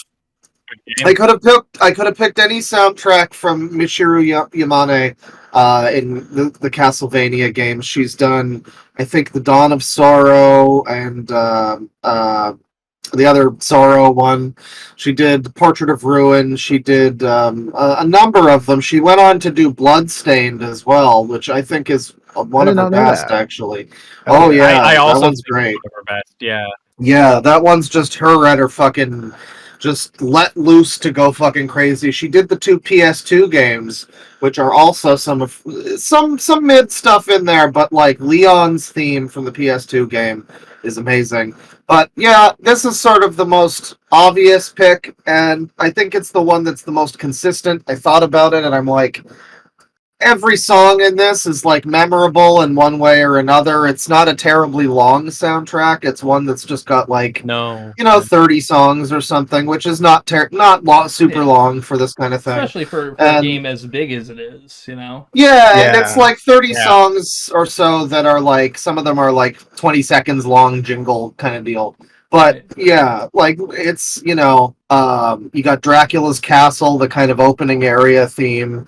You've got the prologue theme where it's Richter and Dracula, Die Monster, which is just shredding guitar shit. And this is, of course, PlayStation 1, so it's like peak CD audio, taking advantage of that. Oh, yeah. And this is like a genre that I love, that's like Japanese Gothic fucking prog or whatever, because there's a band called Ars Nova, which is like really similar to this soundtrack and a lot of like Final Fantasy boss fight stuff. But this whole soundtrack is like, sort of Baroque fucking harpsichord shit. There's what do you call it? Like counterpoint fucking just. Oh yeah, console, yeah. Yeah, there's tons of fucking, like, old-timey ass, fucking ancient-ass, music-ass type of shit in this soundtrack. And then there's also cool electric guitars, and not electric guitars. There's also the really jamming, I think it's like the underwater cave area that has this kind of, this really smooth, like, clean guitar thing, which is a lot of fun to play, by the way. A lot of these songs in this game are really fun to play. The one that I'm picking as my front and center pick is The Tragic Prince, which is, I forget the name of the area, but I remember it visually very well. It's like a mid to late game area, and it's just this electric guitar shred with some like symphonic fucking violins happening. It's not. Maybe, I think the most, like, classic one for this soundtrack is probably just the Dracula's Castle theme. Tower. It's the clock tower, yeah. That is... Yeah. Big skulls. I love those fucking guys. But yeah. I was trying to remember where it was, because I was like, yeah, you're right. I can, like, picture in my head what area of the game this is. I keep imagining the area between, like, the main clock tower area and the Tower of Mist. And that doesn't immediately come to my mind as Clock Tower. It just comes to my mind as Big Skeleton. The bit between. Yeah, I also have to shout out Marble Gallery from this game, which is it's another one of those that's not like the super, emblematic of the whole soundtrack, but it's just a weird little outlier that's really funky and cool, and I want to sample it for something. The whole soundtrack just has a bunch of songs that are weird and funky and cool, and you mentioned like the Tower of Mist, so I'm remembering like Dance of Gold and Dance of Pails, and just all of the fucking soundtrack. Just it's so many sort of spooky vibes. You got the fucking library area. What the fuck? Wood carving partita. Yeah. That one fucks. That one's My fucking personal- amazing. My personal favorite, and it comes from my least favorite area too, which is kind of funny. The Coliseum music, Wandering Ghosts. Yeah. Oh yeah. Oh, it's so good. That one's great. Yeah, no, Castlevania. I mean, everything Michiru Yamane has ever touched, she's goated. She's the best Castlevania composer. There's others. I mean, Yuzo Koshiro did some Castlevania music. I think with her, possibly, because he did Invitation of Crazed Moon from one of the DS games, Portrait of Ruin, I think. And I think she did most of that soundtrack. So she's one of the best. She's Castlevania composer through and through. And yeah, I mean, anything she has her name on Castlevania is fucking amazing. So, Symphony of the Night, check it out. Don't gotta play the game, but you should. Oh, yeah, Although, I would recommend it. it's got the one thing about Castlevania Symphony of the Night, weird difficulty curve. It starts out hard, and then it becomes like a fucking joke toward Like the end. cakewalk. The super boss is not even a challenge. It's I ridiculous. think just by the time you have everything, you're really just kind of like a fucking. You're a god. walking wall of death, yeah. Yeah. And you're doing Yeah. like fighting game dark metamorphosis combos and shit, yeah. I'll get into mine real quick. I'll go to follow up the weird kind of quirkiness. Katamari Damacy, which Hell yeah.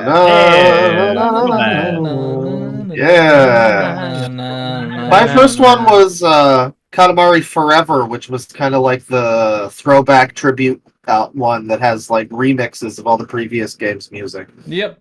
Which has some Damacy values, was too. like the first one, though. Yeah. Yep. Damacy, PlayStation 2, very stylized, very unique. Really took advantage of that game, like that console's hardware. Also, like it like the first game kind of almost pushed the PS2 to its limit in some aspects. Just the amount of stuff you could carry on the Katamari ball itself.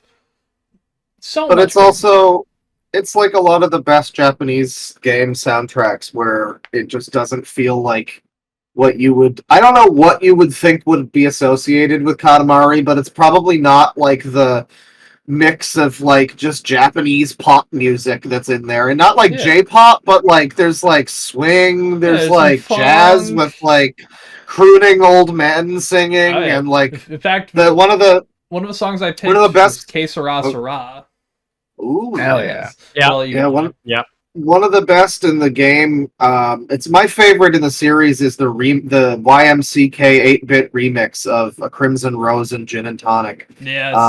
But the original version has like this like 90-year-old singer who's been around since like the fucking ancient old days in Japan, basically. Eras beyond. And she's just doing all this this like Japanese scatting shit. It's the most, and people hear the soundtrack and they I mean, it really fits with how weird the whole game is, because it's like, wow, what am I listening to? This is just very strange for game music. Yeah. The whole Katamari franchise is a very goofy, colorful, like absurdist mess in a lot of ways, but it's a fun absurdist mess. It's like the whole gameplay loop is gather as many things onto your ball that you're rolling around. Yeah, make big balls. Yes. Yeah. Or like, and they've done a ton of stuff you can do with it. And they haven't really made a new game in a long time. It's been a couple of remakes, which have been pretty good remakes. Yeah. Well, their original creator left, so true. But it's like I mean, you could do so much. It's the same thing with Portal. Also, it's like I don't know how they haven't made a Portal 3, because there's so many crazy things they could still do for testing rooms, and people have proven that basically with fan communities. So. Yeah, I'll never forget my dad walking in on me playing Katamari Forever and just being like, "What is the point of this game?" Yeah. And I was just like, why? While you roll things up. And he Yeah. was like, but why? And I was like, you just do. Yes. And he just kind of walked away in disgust, I think. I don't remember. But my dad has played the first game. He actually kind of liked it. no, Yeah. that's cool. There's a lot of times where he, like, I'd rent something weird on a PS2 and be like, give me a shot at it. I want to play. Nice. Kind of did that up until the 360. After Monday Night Combat, he was like, all right, I'm kind of done with gaming. It's like, I get it.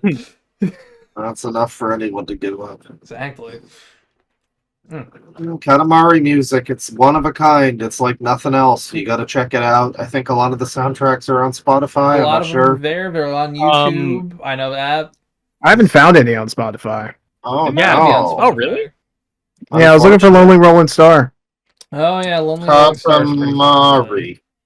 No, Katamari OST is on here. Yeah, Oh, shit. Lonely Rolling Star, Yeah, 402,000. Maybe a regional thing. There's I some hope things not. that aren't in Could the be. US that are in other countries on Spotify. I've heard about that happening, but it wouldn't shock me. Check out Katamari on the Swing, by the way. That's my recommendation also. Katamari Swing fucks hard. I think also Lonely from Rolling Star is Forever. mine. Lonely Hell Rolling Stars yeah. are really fun.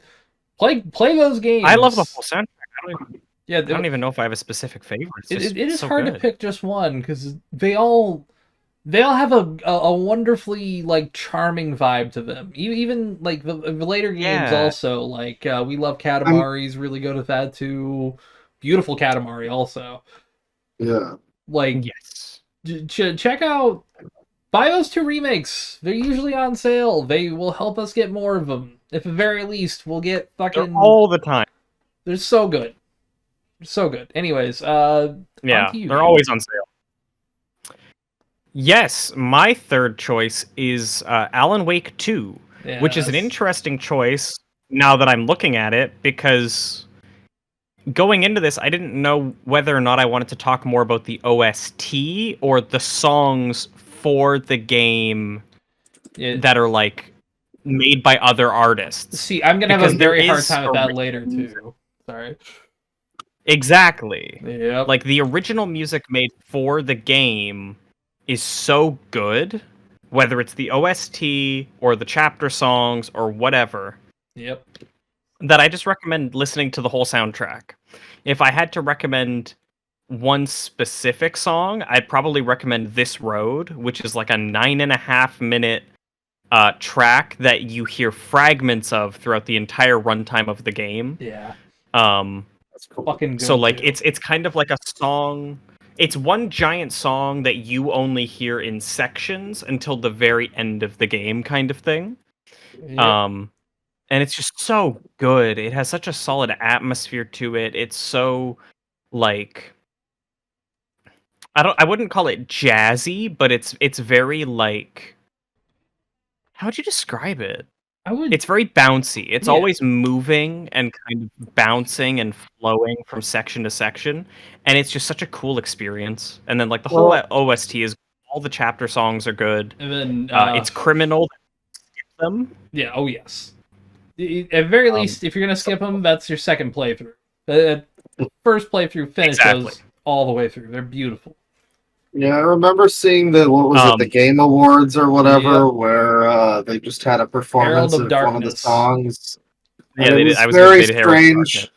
Herald and the Purple Crayon of Darkness. It was a good performance. It was fun. It was very operatic and theatrical, and some people found it cringy because they have no appreciation for things. Yeah. But it was a lot of people hate style. That's something I've realized. Is there are certain groups of people that just don't like if there's any like style to something. They want things very straightforward, and it's like, okay, but this is beautiful. And Alan Wake is anything but that. Exactly. Remedy Alan Wake is anything but straightforward.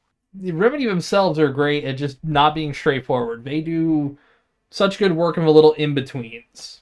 They're cooking up some cool shit over there. I hope things stay good for them. Yes, you know? Control 2. Me too. I cannot wait. Control 2 is the next one. That's a good thumbnail, Tristan. Good job. Oh yeah. And like the other main thing I'll say about Alan Wake 2 is just like basically every song has something to do with the narrative. So as the narrative is shifting and changing and moving forward, the songs and their content matter changes. And I think that it's really cool the way that they tie the music into the game, into the narrative, and just like it's always this escalating like force. Yeah. At the end of each chapter, you get a song, and you're like, okay, but what's going to come next? Who's it going to be telling the story of? What story is the song going to be telling? And when you listen to the lyrics and you listen to the way it's composed, you hear that it's telling the story of a character in the game or something. You know, it's just such. It's again, it's great. It's Perfect. fantastically made. Sounds like something that really uses the fact that it's a game, pretty well too. Oh yeah. Yeah, which is like Alan Wake is more than anything a big mixed media mashup where it's like live action, game, like pre-rendered game footage, music, all of these things working in tandem at different moments in different ways to create the whole experience. And the music just is a part of that, Yeah, which it's really great. sounds cool. I can't recommend it enough. I will also recommend it. The soundtrack choice I want to pick is kind of a spoiler for the game, so I'll recommend just playing the game also. It's fucking great. Also, yeah, just play the game. It's a good game. Yes, it's getting a physical release. Go buy a fucking physical release now. Pretend I'm fucking it is not profitable for them yet. Yes. The game still has not earned them a profit. Now. Go buy it. Yes. Absolutely ridiculous that it has. Can't believe it's because they went woke. Oh god. Yeah. They put Sweet Baby Raisin in it, and it's woke. It's woke. Yeah. Woke now. They put a little Sweet Baby Raisin in every disc. Exactly. That sounds like a value to me. Smells like barbecue sauce. Delicious. Perfect. I hope it's honey barbecue. That's the best flavor. Alan Wake 2 fucks. If you think it's bad, you're wrong. I'll just say that. Seems pretty cool. I'm Yes. gonna play whenever it goes on sale. Exactly. Hell yeah. Tristan? All right. One or two. 2. All right. So Yakuza Ishin, or Ryuga Gotoku Ishin, or Like a Dragon Ishin. Yeah. I specifically chose the original soundtrack, but I am going to be mentioning. That's right. I'm going to be also mentioning any extra songs that are added from the re-release that are also good. So my most bangerist of all is For My Sake, which is the For Your Sake reinterpretation, which is Nishiki's battle theme, and it's the second Izo battle theme. Shit. But it's so good. Nishiki's theme, the original was kind of. A lot of people don't like the original version of Nishiki's theme. I think it's fucking great because the original Yakuza. Yeah, because it's just sad. Yeah. Like this isn't supposed to be some epic battle. It's supposed to be two best friends who are now like at each other's throats. And Let me ask you something, Tristan. What makes you pick Ishin and not any of the other Yakuza games? Mostly just the sauce, I guess. Like the style of it. Like the very. That's true. It does have a little more of like a new tinge. Yeah. Yeah, it's very, it's very old Japan. I like that. Nice. So there are some other songs that are really good. Before Dawn, which is the choral sort of main theme that plays on the title screen. In the original, the song Clock Strikes by One OK Rock, which is a licensed track, but it's still very good. The battle theme, which I think is called For Unrestful Flowers. I'm using fan translations for this because, on Spotify, they're all in Japanese. I was going to say, a lot of them don't have proper translations. Yeah, not official ones. Would you think they would, for all the shit that Yakuza's been doing, they should sell English versions of those albums at least. They really fucking should. Yeah. Fuck, that'd be great. We know people who would buy. I'd buy at least zero. I'd probably buy it. Yeah, I'd probably at least buy Ishins. But they got Essence of the Sword, which is the song for battling all of the Shinsengumi captains. As a Man, As a Brave, aka Large Man, aka the song that you slap ass to. Receive You the Archetype, which is the reinterpretation of Goro Majima's theme, Love which a is good Okuta. review. Yeah, Receive You just in general is fantastic. Yeah. Which that's the first Okuta Soji fight, and the second one is Receive and Doubt You, which is just the standard Receive You. It's really good. La Muerte de Gobierno, Ooh. which that's the actual name. It's in Spanish, Oh, shit. which is I'm not sure how much I should spoil here, but you fight someone who is historically important to that song, and it fucks really, really, really hard. Assassination of the Bodhisattva, which is the final boss theme. Vermilion Sound, which is one of the dungeon themes. Takumi 2014, which is the Komaki training theme. Motherfucking Willow's Riff. I'm not entirely sure where that plays in the fucking soundtrack, but it's really good. And you got the karaoke songs. Iji Sakura, Samurai Ando. Motherfucking The karaoke stuff was great in that one. Yeah, karaoke in general Yeah. in most Yakuza games is Yeah. just peak. It's Yeah, impressive. it how, deserves special mention because it's so different from the rest of the soundtrack. Yeah. usually. and it's, And then it's just a whole world away gameplay wise too. It's like Yeah. in my beat 'em up, Yeah. Yakuza Simulator, you get a pretty fun rhythm game, basically. yeah, Yeah. and it's actually the controls actually make sense, unlike Yeah. most other It doesn't- ways to play Guitar Hero. Yeah, Yeah. controller method, haha. And then I have here a few listed Kiwami tracks. I haven't listened to all of them because I just Yeah. don't have the time. I didn't really prepare much for this. If you can tell by my general. Oh well, yeah. I kind of admittedly picked out my tracks today. I was re-listening to them, but I'm like, I also didn't pick a I'm ton of also big choices. just a tiny bit sick. I'm pretty high. But I mean, hey, listen, I did a lot last night. I would trade I'm you. still feeling it. I would trade you. I'd get rid of a sickness, brother. I'd lay you high. I would go with 4 if I was picking a Yakuza game because 4 had such jazzy shit throughout. Well, it's funny that you mentioned 4 It's because a cool one, yeah.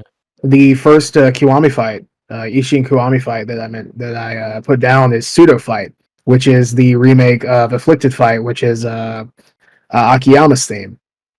Oh, There's yeah. also Eternal Fire. Oh, Yeah, there's also Eternal Fire, which is a reinterpretation of Massive Fire, which, that's Saijima's theme, which plays when you're fighting Shinpachi. And then, my favorite, which is wild because I love Akiyama's theme so much, it's Soar. It's a remake of Fly from Yakuza 3, which is Toshizo's theme. Mine. Yeah. Oh, And- yeah. It is almost better than the original, which is wild. And then, of course, Bakamitai Ishin spec. Come on. You gotta love a good Bakumitai. Yeah. I'm Yakuza just thinking music's so good in general. Dead Souls didn't do stuff like that with its soundtrack, did it? What do you mean?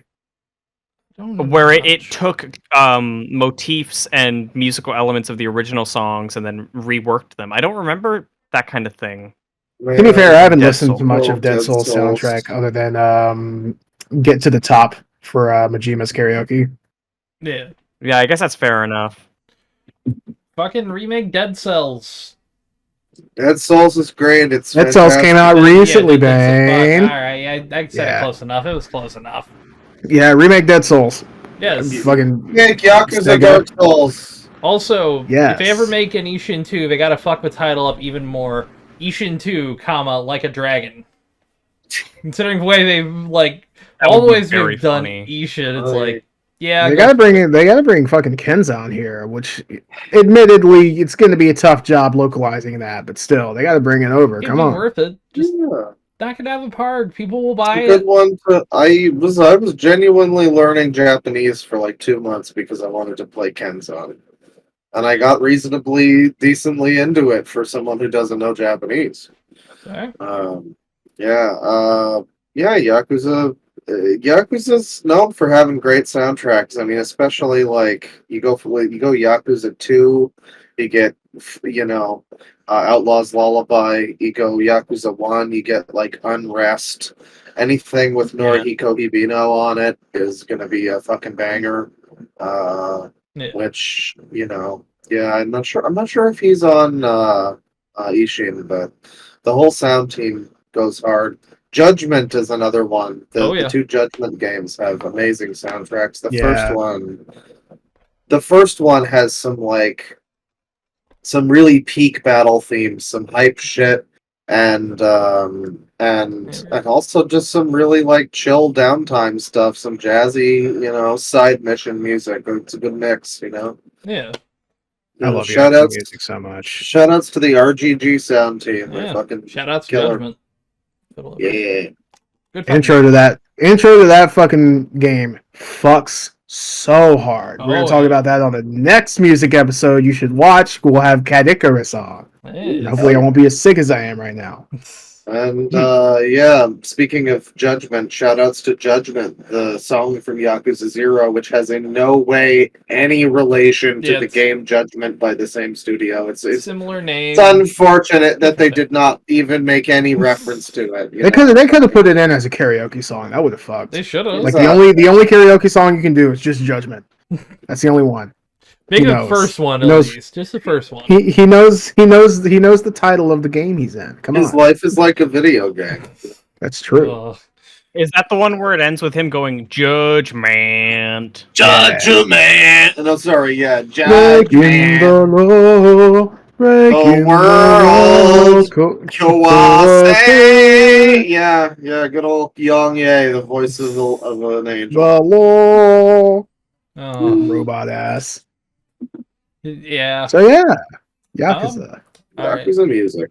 So I would recommend playing Ishin, but new Ishin is kind of grindy. So maybe get on PC. I didn't have any issues with new Ishin. It was fine. I beat it in like 50 hours or something, and I beat it. Content. It wasn't that bad. But, it was fun. If you want to like really get into it, it gets kind of grindy. Like if you want to play on like harder difficulties, some of the fucking upgrading is just fucking rock stupid. It's actually ridiculous. Yeah, it's not great.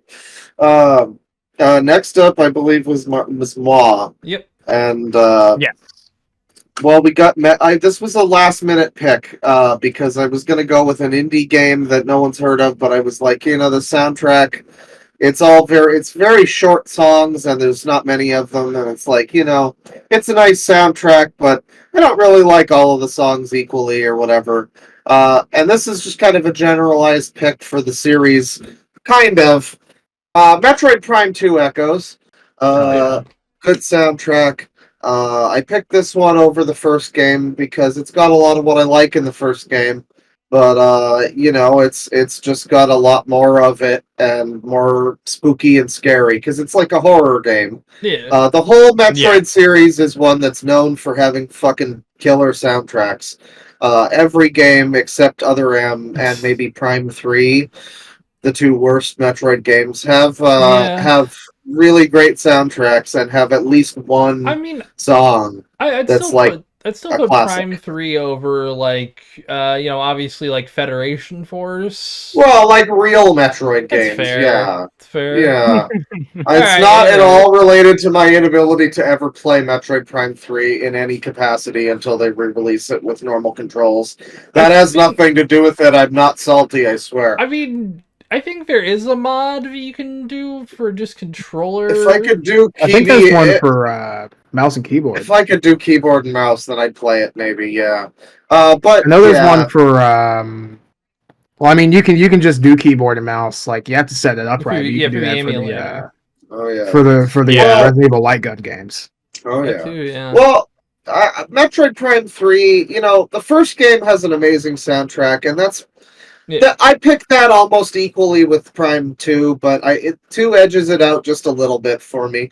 But 3, even the soundtrack, much like a lot of it, it's just not on par. It's a lot of the same vibes, but without a lot of like direction. That's just kind of like ambient noises that sound like Metroid Prime music a little bit.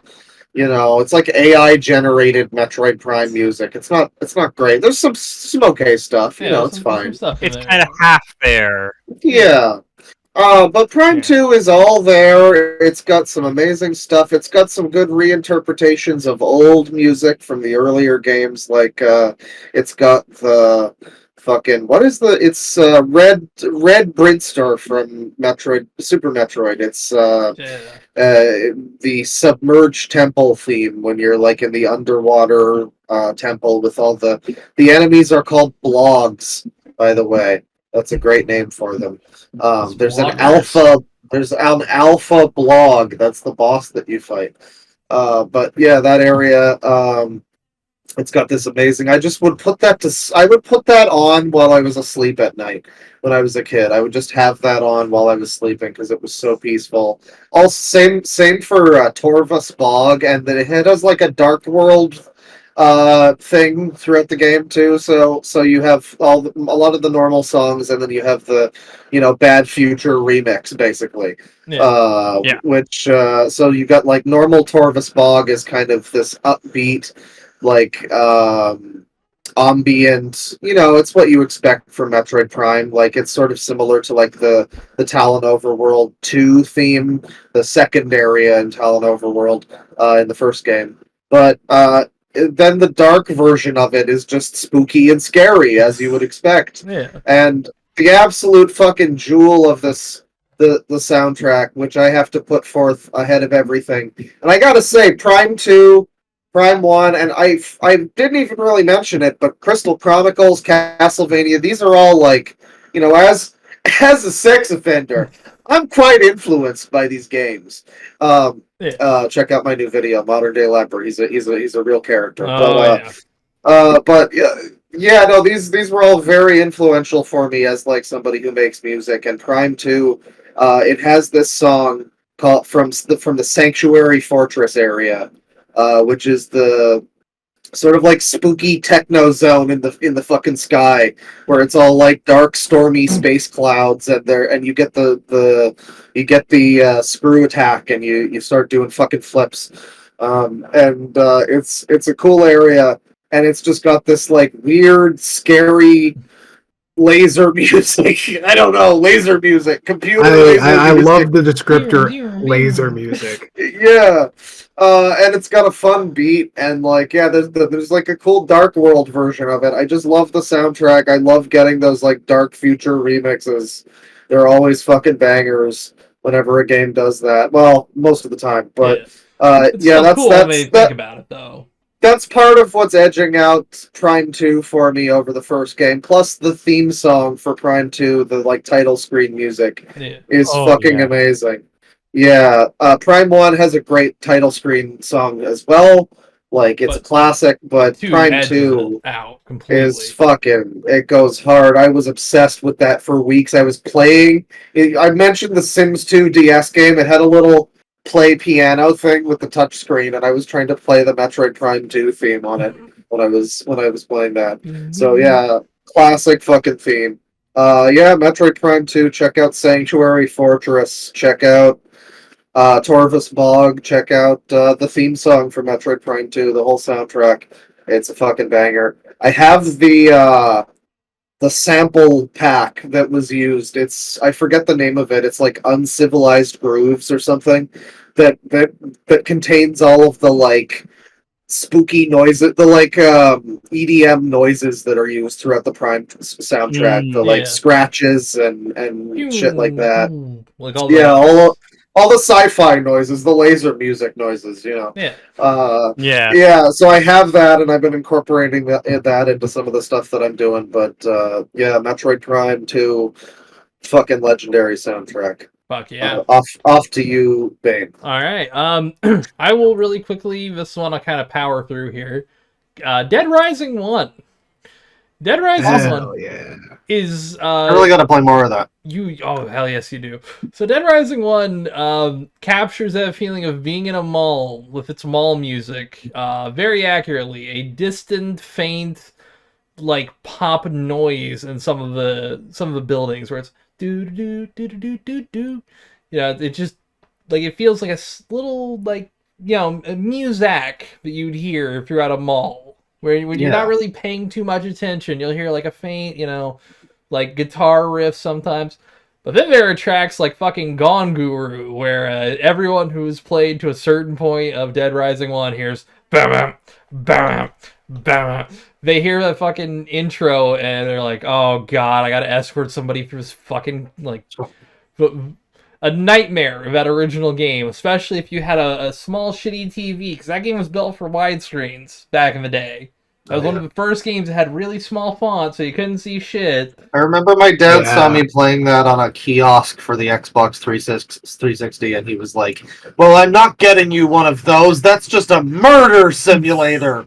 And I was like, "But Dad, it's zombies! It's zombies!" Yeah. And it wasn't Admittedly, successful. it is a tiny bit of a murder simulator, because A little bit. Dead Rising has my favorite kind of concept for a game is there's a bunch of things, here's a bunch of things, figure out a way these two connect. Like, Yeah. That's what it's all about. exactly. That's what And it's all about. it captures, again, that feeling of, like, mall music being kind of faint and distant. It almost feels like the music is designed for a creepypasta in a way, where it's like, I entered this dead mall, and suddenly the music started playing, but very faintly and out in the distance, and it sounds kind of like rock. It does feel like it gets further away when you get, like, closer towards, like, the front courtyard. Like, the way they did the music really sells it. And this was like, cool. like the first. This was planned to be a launch window 360 game. It kind of got pushed back like half a year to a year, but this was supposed to be a launch 360 game, and it really does, like, show what they wanted next gen to really fucking be. It's a very good showcase also of just, like, the technology they were trying to build at that time, because you can do so many goofy physics fucking things with that game, and I'm hoping the deluxe remaster keeps all of those little goofy physics tricks you could do with that game spot on. It seems like it. It's looking great. I have some reservations about Frank's new model. He looks way older than he should be, but there's also a plastic skin. I like that too, and I will be utilizing it. But I hope the Dead Rising Deluxe Remaster does not fuck. They've gotten at least most of the music back. They've said that, so yeah, I'm excited. But wasn't there like a famous boss fight or two that had like? There's one where the guy's face is kind of changed, and admittedly, it's no. I mean, in the original game, the soundtrack had like a boss. I thought there was a boss fight from that where like people green texted that all over V, right? I think so. It was either Heaven's Creeping In or Gone Guru. I think because Gone Guru had some shit posts with the lyrics before. Okay, I might be thinking of one of those then. If it was one of the, I think it was one of the boss fight themes from that. Yeah, I think I know which one you're talking about. And I'll have to look, because I remember seeing a lot of shit posts, especially when they started coming back to like 360 and PC, not 360, like PS4 and Xbox One and PC, like when those remasters first came out, the original ones. They started to get a lot more traction again. But the Dead Rising franchise, like, 2's got a lot of memorable tracks. 3 doesn't really as much. Nobody speaks about 4. Yeah. Anyways, all right, that's on to Gabe. All right. My next game is Outer Wilds, which is a really wonderful game that I cannot recommend enough. It was composed by Andrew Pralo, who I'm pretty sure this is like the only like major thing he's done. I know he's done some like commercial music and stuff, but I couldn't find anything else about him that he'd worked on, which I thought was interesting. Yeah. And it's just like Outer Wilds is space exploration, ambient, atmospheric, super chill, vibey kind of game. But part of what makes it work is that the game is so quiet. Yeah. There's so much time spent where all you're hearing is the breathing of your character and like ambient sounds because you're in space. So anytime the music comes in, it leaves like the perfect amount of impact where you'll just be playing and you'll hear like a certain riff, and normally it's a ukulele or acoustic guitar, like low-key, stringy, twangy, not ukulele, banjo, like plucky guitar instruments. And it just has this whole tone that I can't really explain out of context of the game, kind of like with like 13 Sentinels and Gravity Rush, where it's like in context it makes perfect sense, but if I explained it to you now, you'd be like, that just sounds kind of boring. Yeah. It's just like slow plucking guitars with occasional other I stuff. mean, there's a place you know? for ambient music, though. That's Okay. totally valid. Oh, and that's why I love it. Like, I remember it was Day of the Devs after Summer Games Fest in like 2020, I think, and they had a live performance by him. Oh shit. And it was basically I think it was just him sitting in a room with a loop pedal as he would play things and then loop them and then keep going and just build the ambient atmosphere of the music from the games. And it was so nice to just sit back and listen to. It's one of those soundtracks that I can listen to without the game, but with the game it's like even better, you know? Yeah. It's almost like one of those Yeah, things like the Kid A Radiohead experience or something where it's like game and music are reinforcing each other. Yeah. Kind of all meshes into Exactly. one. If I had to recommend Yeah. If I had to recommend one song, it'd probably be Space. The main theme that you hear when you boot up the game is also incredible, but Space is such a gorgeous piece of music. It's just like 5 minutes of just like wonderful compositions, wonderful performances, great production. Ugh, can't recommend it enough. It's so good. Hell yeah. I still have to play it. It looks very cool. It kind of reminds me of It's one of those LSD the games- Dream Emulator, but like in a different way. It's one of those games you sink like 12 hours into and you have a whole rounded experience. Who are next? Tristan? I thought Gabe Tristan? was still going. All right. Well, No, I'm pretty much done. Okay. my next one is Ace Attorney 2: Justice for All. Ooh. Cool. Oof. Yeah, the peak of there. We'll get into we'll get a little bit more into it later. But my peakest, my number one, my Mamma Mia, is the is Pursuit Questioned. The variation of that, the one that like starts with the fucking sting. Ooh, that's good. And when it comes to Ace Attorney soundtracks, it's good in general. Like, it's good to just listen to, but man, in the context of the game, ooh! Oh yeah. There's a lot of a lot of those Ace Attorney games really like they know when those stings are hitting, so they program it just right. Yeah. And like there are some songs where before, you know, I'd just listen to it like before having played it because I'm stupid. I'd be like, ah, yes, what a nice song. And then when I play it, either it'll go like, oh, this is ridiculous, or oh, this is like really actually sad and heartbreaking. Cool. Oh yeah. But I mean, we got Questioning 2002. There's gonna be a lot of years when it comes to this because Ace Attorney games like to name their tracks the same. Objection 2002. Pursuit Questioned, of course.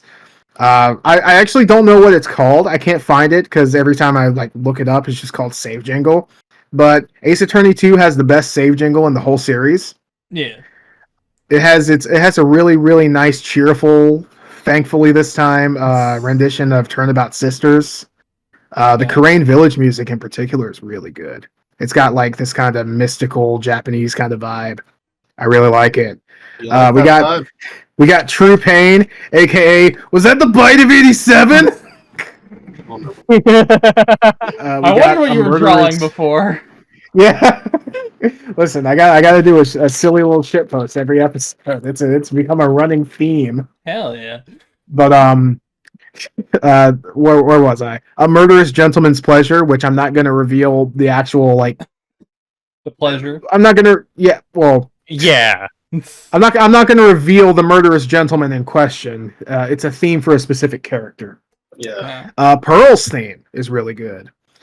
There's also what's kind of become a theme for a certain other character, but it's Investigation Core, which plays at the very end, and ooh, it's good.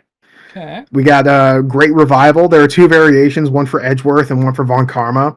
excellent. And then a Hotline of Faith, aka a holy shit, I'm the most stressed I've ever been playing a video game. Oh, well, Now, there is one thing about Ace Attorney 2. yeah. And people who have played Ace Attorney 2, who are listening, probably know exactly what I'm going to mention. Motherfucking Turnabout Big Top. I hate this fucking song. It's this, like, weird... It really is literally fucking clown music. It's fucking clown penis music, and it plays throughout most of the areas in Case 3? I think so. Case 3, I think. Yeah. Yeah, because Case 2 is Turnabout... The one in Karain Village. I forget the name. But... in fact, like, that's actually so bad. Like, that's the thing. Everything else in the soundtrack is so good. But that single one is so bad that I'm going to cheat. And I'm going to mention Trials and Tribulation songs as well. Oh, because that's my honorable mention. It took me a long time to decide between the two. That's fair. So the peakest for that one... Yeah, fair enough. The peakest for that one is Fragrance of Dark Coffee, which is fantastic. It is Godot's theme. And, ooh... I have it as my fucking ringtone. It's great. Damn, son. We got I Trial. love finding a good track use the ringtone. Yeah, it's so good. And there's a ringtone version in the game. Oh shit. Oh hell yeah. That's even It's better. so good. But then we got Trial 2000. I put 2003. It's supposed to be 2004. Oh shit. That's my bad. Excuse me. Yeah. Objection 2004, which I don't know what I was on like an hour or two ago when I wrote this, but I put in parentheses after it, aka that song that plays when Grossberg's hemorrhoids do the Harlem Shake. That is a quote from the game. Oh my god. Not the Sounds the like a second great half game. of it.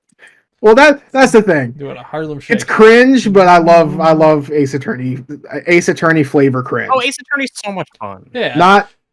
Not like hemorrhoid flavor cringe personally, but Yeah. that's one line. There's Pursuit Caught, which all the Pursuit themes in all the I almost said Elder Scrolls, all of the Ace Attorney games are fucking fantastic. There's Luke Atmey's theme, Beauty Hermitage, and the entirety of Bridge to the Turnabout. Okay. Like every single track that plays during that case is fucking peak. Like straight up bangers. It is banger after banger after banger. That entire case, it is... they specifically chose the tracks that would fit... I don't know, I guess... I think the main thing that made me choose Justice for All over Trials and Tribulations is that Justice for All just has more variety. There's more tracks in it, I think. If not, there's more varied tracks. Yeah. But Trials and Tribulations, most of the music goes to bridge the turnabout.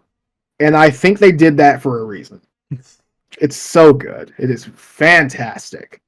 So yeah, that's the honorable mention. Between the two, I would still pick Justice for All, even though Trials and Tribulations absolutely has the benefit of not having any turnabout big top music. Yeah. So yeah, good. Play Ace Attorney Trilogy. They're very good. Press every statement. Hell yeah. All right, so Claw, this is your final one here.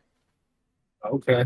What the hell's my final one? Let's see here. We got We got Jet Set Radio Future, which I had to pick because Jet Set Radio Future. Yeah. It's Hideki Naganuma. It's not all original music. CEO of Funky Fresh Beats.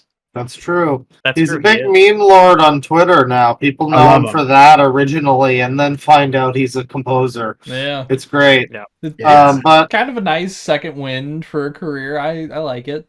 Yeah. sure. Yeah, Jet Set Radio Future. It's the second Jet Set Radio. It's the second big soundtrack, I guess, from Naganuma. And he's done other works, before and between and after and stuff. But Speaking of Yakuza music, he did a track for Yakuza 5. he did, and some music for Vendor. the PSP games too, I think, as well. So Nice. Yeah. But as he did them under a pseudonym or something. Yeah. Yeah. It was like Skank Funk, I think. I think so. that is yeah. such a fucking good nickname. Well, Skank skank funk is what you probably call them. Call this genre. I don't know. It's the first game. It's set in like the contemporary late 1990s. Turn of the century, whatever, Yeah. Japan. It's so it's like that's that era of music, and it's kind of hip hop and whatever. But future is in the future, baby. So it's like fucking. It's got a lot more punch to it. It's got a lot more electronic. It's got a lot more fucking. It's got half the soundtrack is licensed, so you got songs in it like the Happy Birthday song from Chibomato, which everyone hates when they first hear it, but then it grows on them as they hear it more. Yep. So that wasn't just me. Thank No, God. that's No, like the that's normal everyone. experience. Yeah. Because it's like this horrible screeching song, but then you realize that that's just the vibe, Yeah. and it's got a weird story going behind it too.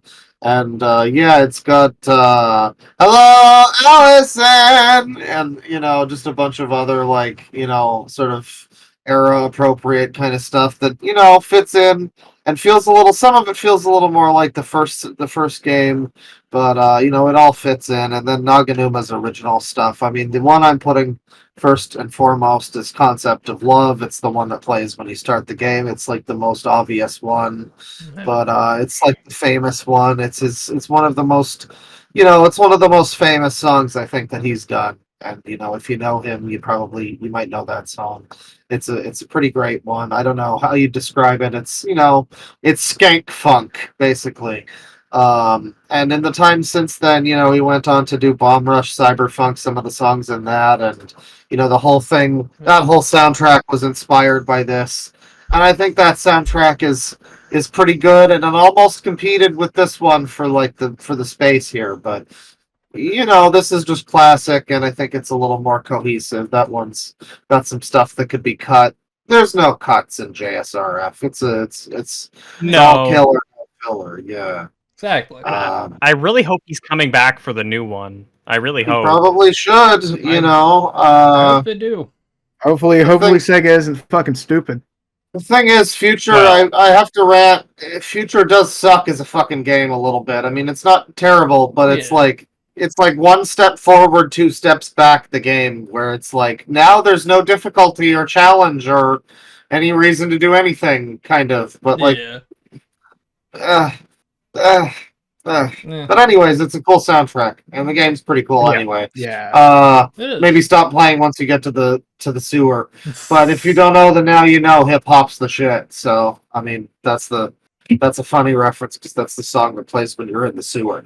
Anyway, Jet Set Radio Future. It's cool. Hideki Naganuma. He's the meme lord. He loves Peter Griffin. He There you go. does. He's a family guy. He's the CEO of Funky Fresh Beats, as it were. But Yep. yeah, I will go with my. It's a very good game, I think. Death Stranding, Hideo Kojima's somewhat at times a little bloated, little overdrawn masterpiece, but it's a very cleverly well-made game, and it's a little bit. And its music is Clever Game Man. That's the character from the game. That's his name. That's his real name. you know. Actually, is it Clever Game Man or Clever Game Man? Or is it like a Game first, middle, last? Yeah, Okay. Game Man. Yeah. Yeah. Game Yeah. Man. But we're not even almost joking. There's a character named Die Hardman. Yes. So it's literally his name. I think we went over this. Yeah, and his real name is Oh, John McClane. it is. Oh man. So Because Hideo God Kojima is a bless stupid you. fuck ass. Hideo Kojima. Hideo Kojima is very similar to Uwe in a lot of ways, is all I'm going to say. Yeah. The main difference, I think, would be quality. But, I mean, Yeah. hey. Yeah, Yes Uwe and Boll's got no. a few more qualities that make him kind of Aw. Yeah, I mean, listen. Kojima doesn't have the Nazi gold that Uwe Boll has. Yeah, That's true. which may or may not be a joke. Check out my Uwe interview on the channel. Game got a real Uwe Boll interview. It's Yes, real. it should be. Yeah, up that there is- that's- somewhere. That's not a meme. That's fucking Yeah, real. It was a fun time. There might be a follow-up interview, I think, in the spring, because he's got another movie coming out then, and yeah, hey, I would be down to ask him more questions. It was a fascinating hour. I wanted more. I was like, hour, fuck. Hell yeah. But yeah, so I've picked 3 songs from this because Gabe has played this game before. He'll attest. There's kind of 3 classification of songs in this game. There's licensed stuff throughout the game too. There is. Right? So the original score of OST is by Ludwig Forsell. I wanted to get his name right. I've been looking down here because like I'm gonna fuck that name up if I try pulling it off of memory. And the score for the game is very good. It's like brings you in, especially when you see a vista, and the original score hits sometimes, and it's fucking amazing. And then there are times where I'm separating the licensed tracks in 2 different ways. There's either the normal licensed tracks, there's a lot of stuff from Churches, Major Lazer, a bunch of artists. And then there are the low roar tracks. And I classify them entirely separately, because there's basically 2 whole albums worth of fucking low roar tracks in this game. And they're all great. They all hit at the right fucking moment, too. They're always like after something or right as you're going somewhere, and it's like you can tell this game was built around the music. I couldn't imagine playing this game without the music. It would be an awful experience, probably. Because, like, I mean, I do listen to podcasts sometimes when it's playing, but because it'll actually pull up like the credits for the song, it'll just start pulling them up first. It's like, all right, pause whatever you're doing, listen to this. Cool. And the 3 tracks I picked are very based on this BB's theme, which is 4. And by the way, this has been in frame the entire fucking time. BB. Yeah. BB-8. There he is. Yes. I bought the collector's edition. I am a sucker. I get it. Yada yada. The Punky Fetus himself. Yes. But yeah, BB's theme is amazing. It obviously it's a theme. It's setting up it's just beautiful to listen to. I don't know how to describe it. I'm also just kind of rushing a little bit because I want to talk about the 2 licensed tracks. I picked the ending theme for the game, Death Stranding by Churches, because I just like the song. I like Churches. The whole Timefall album they put together, which is just some of the licensed tracks. And there's some that aren't on it. I forgot who's not on it, but there's a lot of tracks that were just made for Death Stranding. Bring Me the Horizon's one of them. I think even I forgot who else is on it because I'm a little tired. But Death Stranding, the final song is really good. The band Churches does a great job. And then the Low Roar song I picked, especially because every time I hear it when I get back to that spot in the game, it fucking hits. So I've replayed this game 3 times now. Don't Be So Serious hits at a very early part of the game, and it's so fucking good for when it hits. Because most of the time I get it, you're cresting over like a little mountain, and it just starts playing, and it's like, all right, fuck. I guess I'm standing here. Every time I hear it, I'm like, oh, I'm in. Yeah, I'm in. And Death Stranding is an experience kind of game. It's one that is an awful watch. Like, if you try to watch someone just do the core gameplay, it's a bad time. Most of the time you're walking, sometime you're on a vehicle, but when you're actually in it and you're experiencing it, I compare it to like Power Wash Simulator and games like that. It's like when you're in that and you're getting the enjoyment, you kind of lose the stuff where it's like you can nitpick that and nitpick this. And it's like, oh, why is this gameplay like this? Why do I gotta bend under and spray all this shit? But when you're actually in it and it's pure vibe. Yeah, it's like once you're feeling it, you kind of just let it wash over you a bit. You're involved in the walking and the moving and trying to like maneuver around the steps. The walking simulator shit is interesting in that game. Oh yeah, and it makes me curious for what Kojima's doing with the sequel, because admittedly, there are some plot threads that it sets up in the first game and kind of leaves open enough. And the deluxe edition, or the director's cut, that's the name of it. The director's cut adds like a new story that I think really does set up some of the plot for 2, or at least like leaves a thing open enough where I'm like, okay. There's definitely a sequel happening, right? They announced that, right? Yep, it is. It's on the beach. Yep, Death Stranding 2 on the beach. Thank you, Just something Kojima. I like that. I like that name. Where it's like, Sex on It the should have been Beach, called- Death Stranding edition. It should have been called Princess Beach. I'll be real. I'd be God. down for that. And plus, he's also doing a game with Xbox called OD, originally called Overdose, but now just OD. And then he's doing a game with Sony that's half the movie and supposed to be returned to espionage action for him. Ooh. Well, you also you skipped over the fact that OD is him making it with Jordan Peele. Oh yes, I forgot about that actually. Oh yeah, Yeah, I forgot about him and that. Jordan Peele are co-working on this game, and because admittedly, most of the time I've been thinking about it's back when it was just like leaked and shit. Because I completely forgot about the Game Awards thing. But yeah, he's doing that with Xbox, and we don't know if that's 2025, 2026, whatever. But he's doing one with it's Sony, but also Columbia Pictures, and that's what is the title of that? I can't remember. It's some espionage game. But I'm curious because Death Stranding 1 is this very music-filled game. Same with MGS5. Like a lot of licensed tracks, a lot of original tracks. I'm curious to see what he mixes going forward. Yeah, that's all I got on this. Death Stranding is a great game. Also pick it up. It's fun enough on PC Game Pass still, I think. So hey, you can play it on Xbox and it's Game on PS Pass. Plus. Yeah. Hell yeah.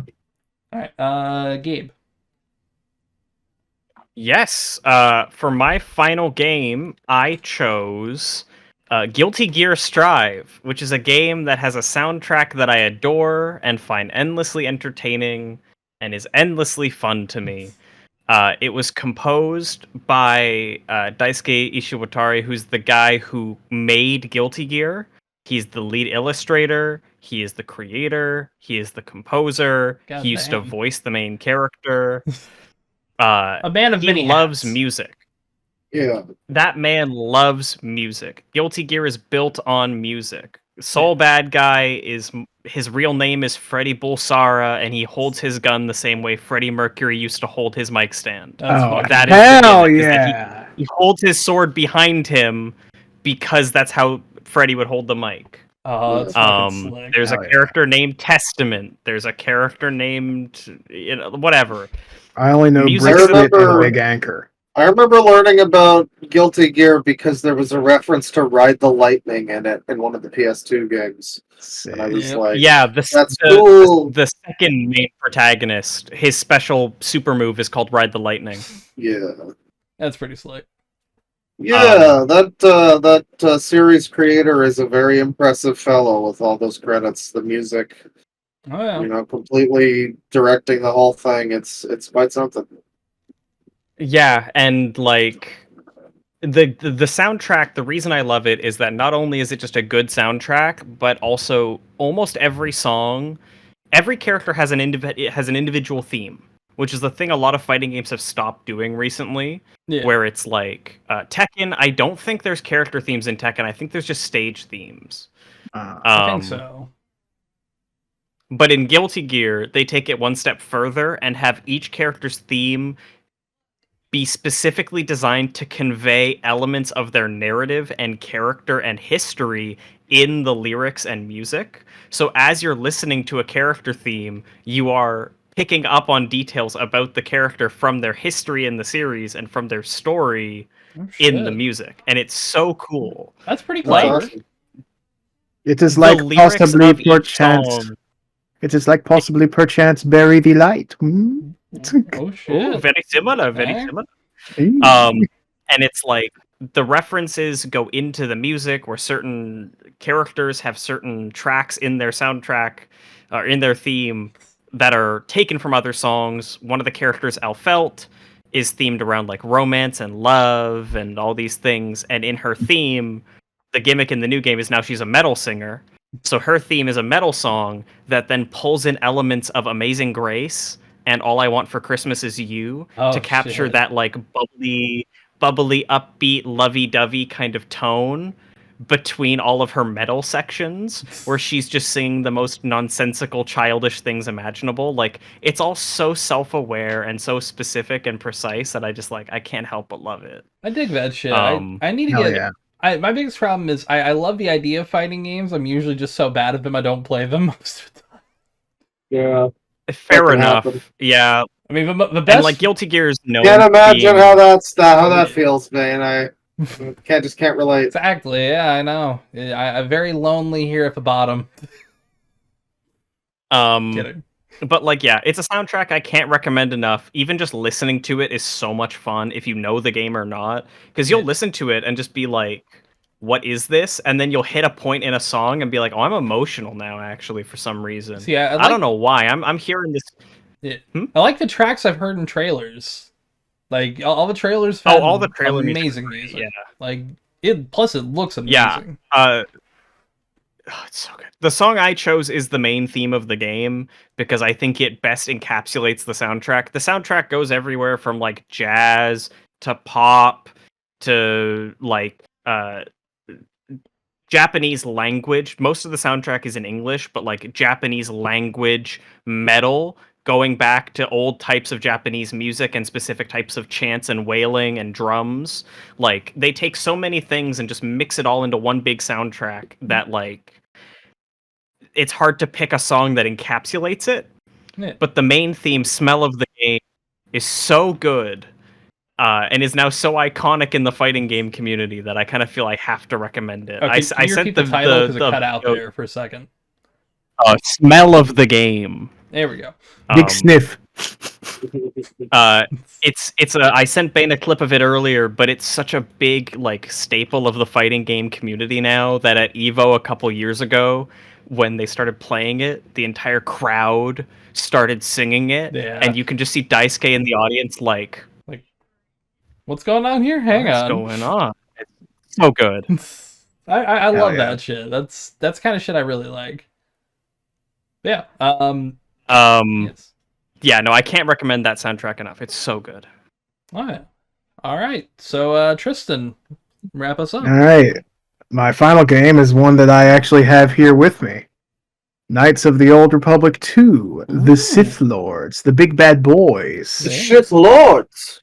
Yes. So I've thought for a while about how to say all of this, because the names of the song on the soundtrack are just the location that they play. Some of them are spoilers. Or like, the situation that they play in, which is even worse. Yeah. But I guess I'm just going to talk about it really vaguely, and then anyone who's played the game will know. I can take the headphones off. Tell you what, we'll give it a little bit. We'll do that if it's necessary. Okay. All right. So just to get some of the non-spoiler ones out of the way. I'm almost to the end of the first game, people. It'll happen someday. Woo! Soon. Trademark. But that's your trademark. The original theme for the game, the Sith Lords, it's just called the Sith Lords. It's really fucking good. The music from the tutorial, which I'm not going to spoil, but it's the part where you're playing a little guy on a spooky area. Yeah, you're a dude. Yeah, little guy. It is so good, and it really sets the tone, I think, because the entire game just has this oppressive atmosphere. And you really don't you don't see that much in Star Wars stuff, which I fucking adore. Yeah, it's Star Wars at its best is when it's got like that kind of. It really is. Like, everything's kind of on a razor's edge. Is when Star Wars especially is like at its most entertaining. Yeah. But all the music that plays on the first planet. Now I want to specify. The first planet is immediately after the tutorial. The tutorial is not the station. Yeah. Oh wait, no shit. There's multiple. Okay, Claw. I'm gonna go like this. Yeah. When you see that, put your headphones back on. Oh, do I take them off? Yeah, take them off. Yeah, go ahead and take them off now. When I do this. Okay. Yeah, there we go. All right, so the tutorial is the Ebon Hawk, the Ebon Hawk Adrift. And the first planet is Paragus. That's how I consider them personally. I don't really consider the progress a tutorial. It's more of a start to the story. Yeah. I guess while we're here, I'm going to say that my peakest song is the music that plays during the rebuilt Jedi Enclave segment. That's really good. It is like, because you go to the Jedi Enclave during the first game, and it's very strongly tied to the feelings that you felt when you played the first time. Like, it's not like a redoing of the song, because there are two different composers. There's Mark Grisky and for this one, and Jeremy Soule for the first one. Okay. But man, it's so good. Is there anything else? I don't think there's anything else. The music for the Dantooine Plains and the Valley of the Sith Lords, fantastic, and the Sith Academy. Ooh, that's good. Yeah. All right. All right. There we go. Master Summoning Circle. Yeah. All right. Wait for him to. Okay. All right. So I've gotten all of the spoilery stuff out of the way. Yep. All right. So some other music that's just fantastic. All of the character Krea's themes. I'm talking all of them. Like, there is a lot of music that's related to her. It's so good, all of it. Yeah. Most of the music on Nar Shaddaa, fantastic. There's a location perhaps with many Mandalorians. Mm-hmm. That also has great music. The city of Isis on Onderon. All of it's good, and it's all like slightly overbearing and oppressive, except for the Isis Cantina music, which is a bop. Yeah. We got I almost said that spoiler. Also, what was that one planet name you said a second ago? Which one? It sounded like a joke planet name. It's like Nar Shaddaa. It's like That doesn't Nar Shaddaa. Nar Shaddaa. That's like a well-known planet. But admittedly, that sounds like Aishid and Fardad. That's what it sounds like. That is true. But this guy with the mask right here, Yeah. his theme is fantastic. Oh yeah. His theme's really good, and the the battle theme is good too, but the character theme for the final boss, very, very good. This has been very difficult to not spoil, but the battle music all sounds like it comes like directly from like the movies. Oh, shit. And then like the location themes, the character themes, those are all like heavy and atmospheric and oppressive, and it's just fantastic. I really recommend playing Knights of the Republic 2. You kind of do have to play the first one first. Yeah. And also restored content mod, of course. Of course. Yeah, KOTOR 1 fucks hard. Pick it up. It's so good. It's good. It's just for my money, for my funny moolah. Yes. 2 is an improvement in every single aspect, with the sole exception that it just isn't finished. Yeah, it was like 90% done, right? I would say closer to 70, because there's a lot of stuff that they wanted to do, but they didn't even have the time to start. Yeah. But like the ending is basically just a mangled mess without the restored content. It's rough. Hey, game industry, if you want to do a not Bethesda, if you want to have Obsidian work on your thing, give them time to finish their fucking game, please. Yeah. Okay. At least. Okay. Even Microsoft let them have a delay. Even Microsoft. Yeah. Bethesda didn't do that shit. Fucking LucasArts didn't do that shit. You gotta let Obsidian finish their game. Yeah, for once. Because they always if Obsidian got the chance to finish a game for once, that would be fucking catastrophic. They always cook. They've had a good record recently. There was Pentiment, which was like they did a small little indie game. Yeah. I've heard nothing really but well. good things about Pentiment. They've been working on Avowed for the last few years, alongside Grounded, which has been like an early access thing. They've been like building up over time. Grounded, yeah. They've been. I've heard good things. Honey, I Shrunk the Game. Exactly. Microsoft has surprisingly given them like a lot of freedom, and it's kind of nice. They're scaring me. Yeah. But Hell yeah. yeah, that's kind of all we got, basically. We do have a tease. If you like this episode, we might be doing a bad video game soundtrack episode. Oh, Yeah, Which is like like- Sonic Chronicles, Bubsy. Eh?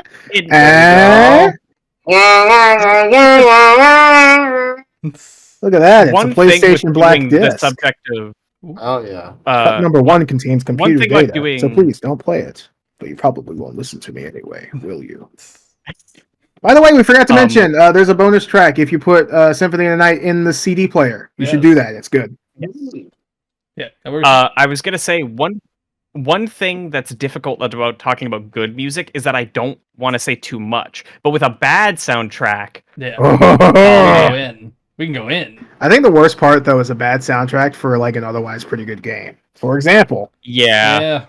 Oh yeah. Mm. Complain About Metroid Dread having just a perfectly average, okay soundtrack and make it sound like the worst thing in the world. This thing's a shitload of fuck. Yeah, Blizzard of Balls. really quick, I feel the need. Ooh. Oh boy. Oh yeah. Actually, this is the director's cut and not the director's cut DualShock edition, Boy. which is the one that actually has the bad soundtrack, and this one's just a slightly better version of the original. Yeah. There we Yeah. go. That's You true. got in Listen, front of him. the Resident Evil fan in me is always dying to get out. Exactly. Hey, I feel it. He's been trapped for over a decade at this Plus, point. we gotta just talk about the story about the guy behind that fucking version of the Yeah, soundtrack. pretending to be deaf and everything. Yeah. If we like it, whenever Wang is free, I think that's the one he should be on. I if we have him on the music one, metal and this. That too. I feel that. Anyways, with that though, this has been I don't know what number Hyperfixation we're on. We're just Yeah, gives a at this shit? point, fuck the numbers. video game music, Hyperfixation. Fuck the media! The media. Oh, I forgot. I had this whole bit set up. Oh, we'll set up a bit. Damn it. Basically, I was gonna say some of the other things that Mark Drisky worked on, aside from the Knights of the Old Republic 2 soundtrack. Oh shit. Such wonderful games as Episode 3, Revenge of the Sith, Star Wars Obi-Wan. I mean, it had a good soundtrack. Yeah. Motherfucking Force Unleashed and Force Unleashed 2. I mean, Force Unleashed 1 had a neat soundtrack from what I remember. Rayman Raving Rabbids. Somebody, And of Banger. course, Good soundtrack. Good soundtrack. and of banger. course, Connect Disneyland Adventures. I mean, Banger. Listen. Sorry, banger. That's good. I haven't heard any of these soundtracks other than the games that I've played. I haven't fucking played Raving Rabbids, but hey, listen, Rayman 1 and 2 and They're 3. good. They've Oh, got yeah. great soundtracks. yeah. that's the thing. I don't know about the Rabbids. rabbits. Yeah. Rabbids, aka Proto Minions. Yeah. Although they've had better things than the Minions, I feel. The Mario and Rabbids, Oh, yeah. those are actually like pretty Those fun. are fun. It just sucks the Rabbids are involved. Like, we could do without the Rabbids. It makes no sense why the Rabbids are here other than Ubisoft. He also mixed the music on Connectables. Ooh. So if you're ever if you're ever doing this to play with your tiger, Yeah, just hey, remember who mixed the music and play Knights of the Old Republic 2 instead. exactly. That's Okay. what Republic 2 fucks. That was the silly bit that I had set up. Was it worth the wait? It wasn't. It was fun. I liked it. But yeah, with that, this is Alright. our music episode for video game music episode. Should specify. Video game music, yeah. Yes. Number 1, we didn't wind up talking about Persona or fucking Oh yeah. Yeah, Engineer.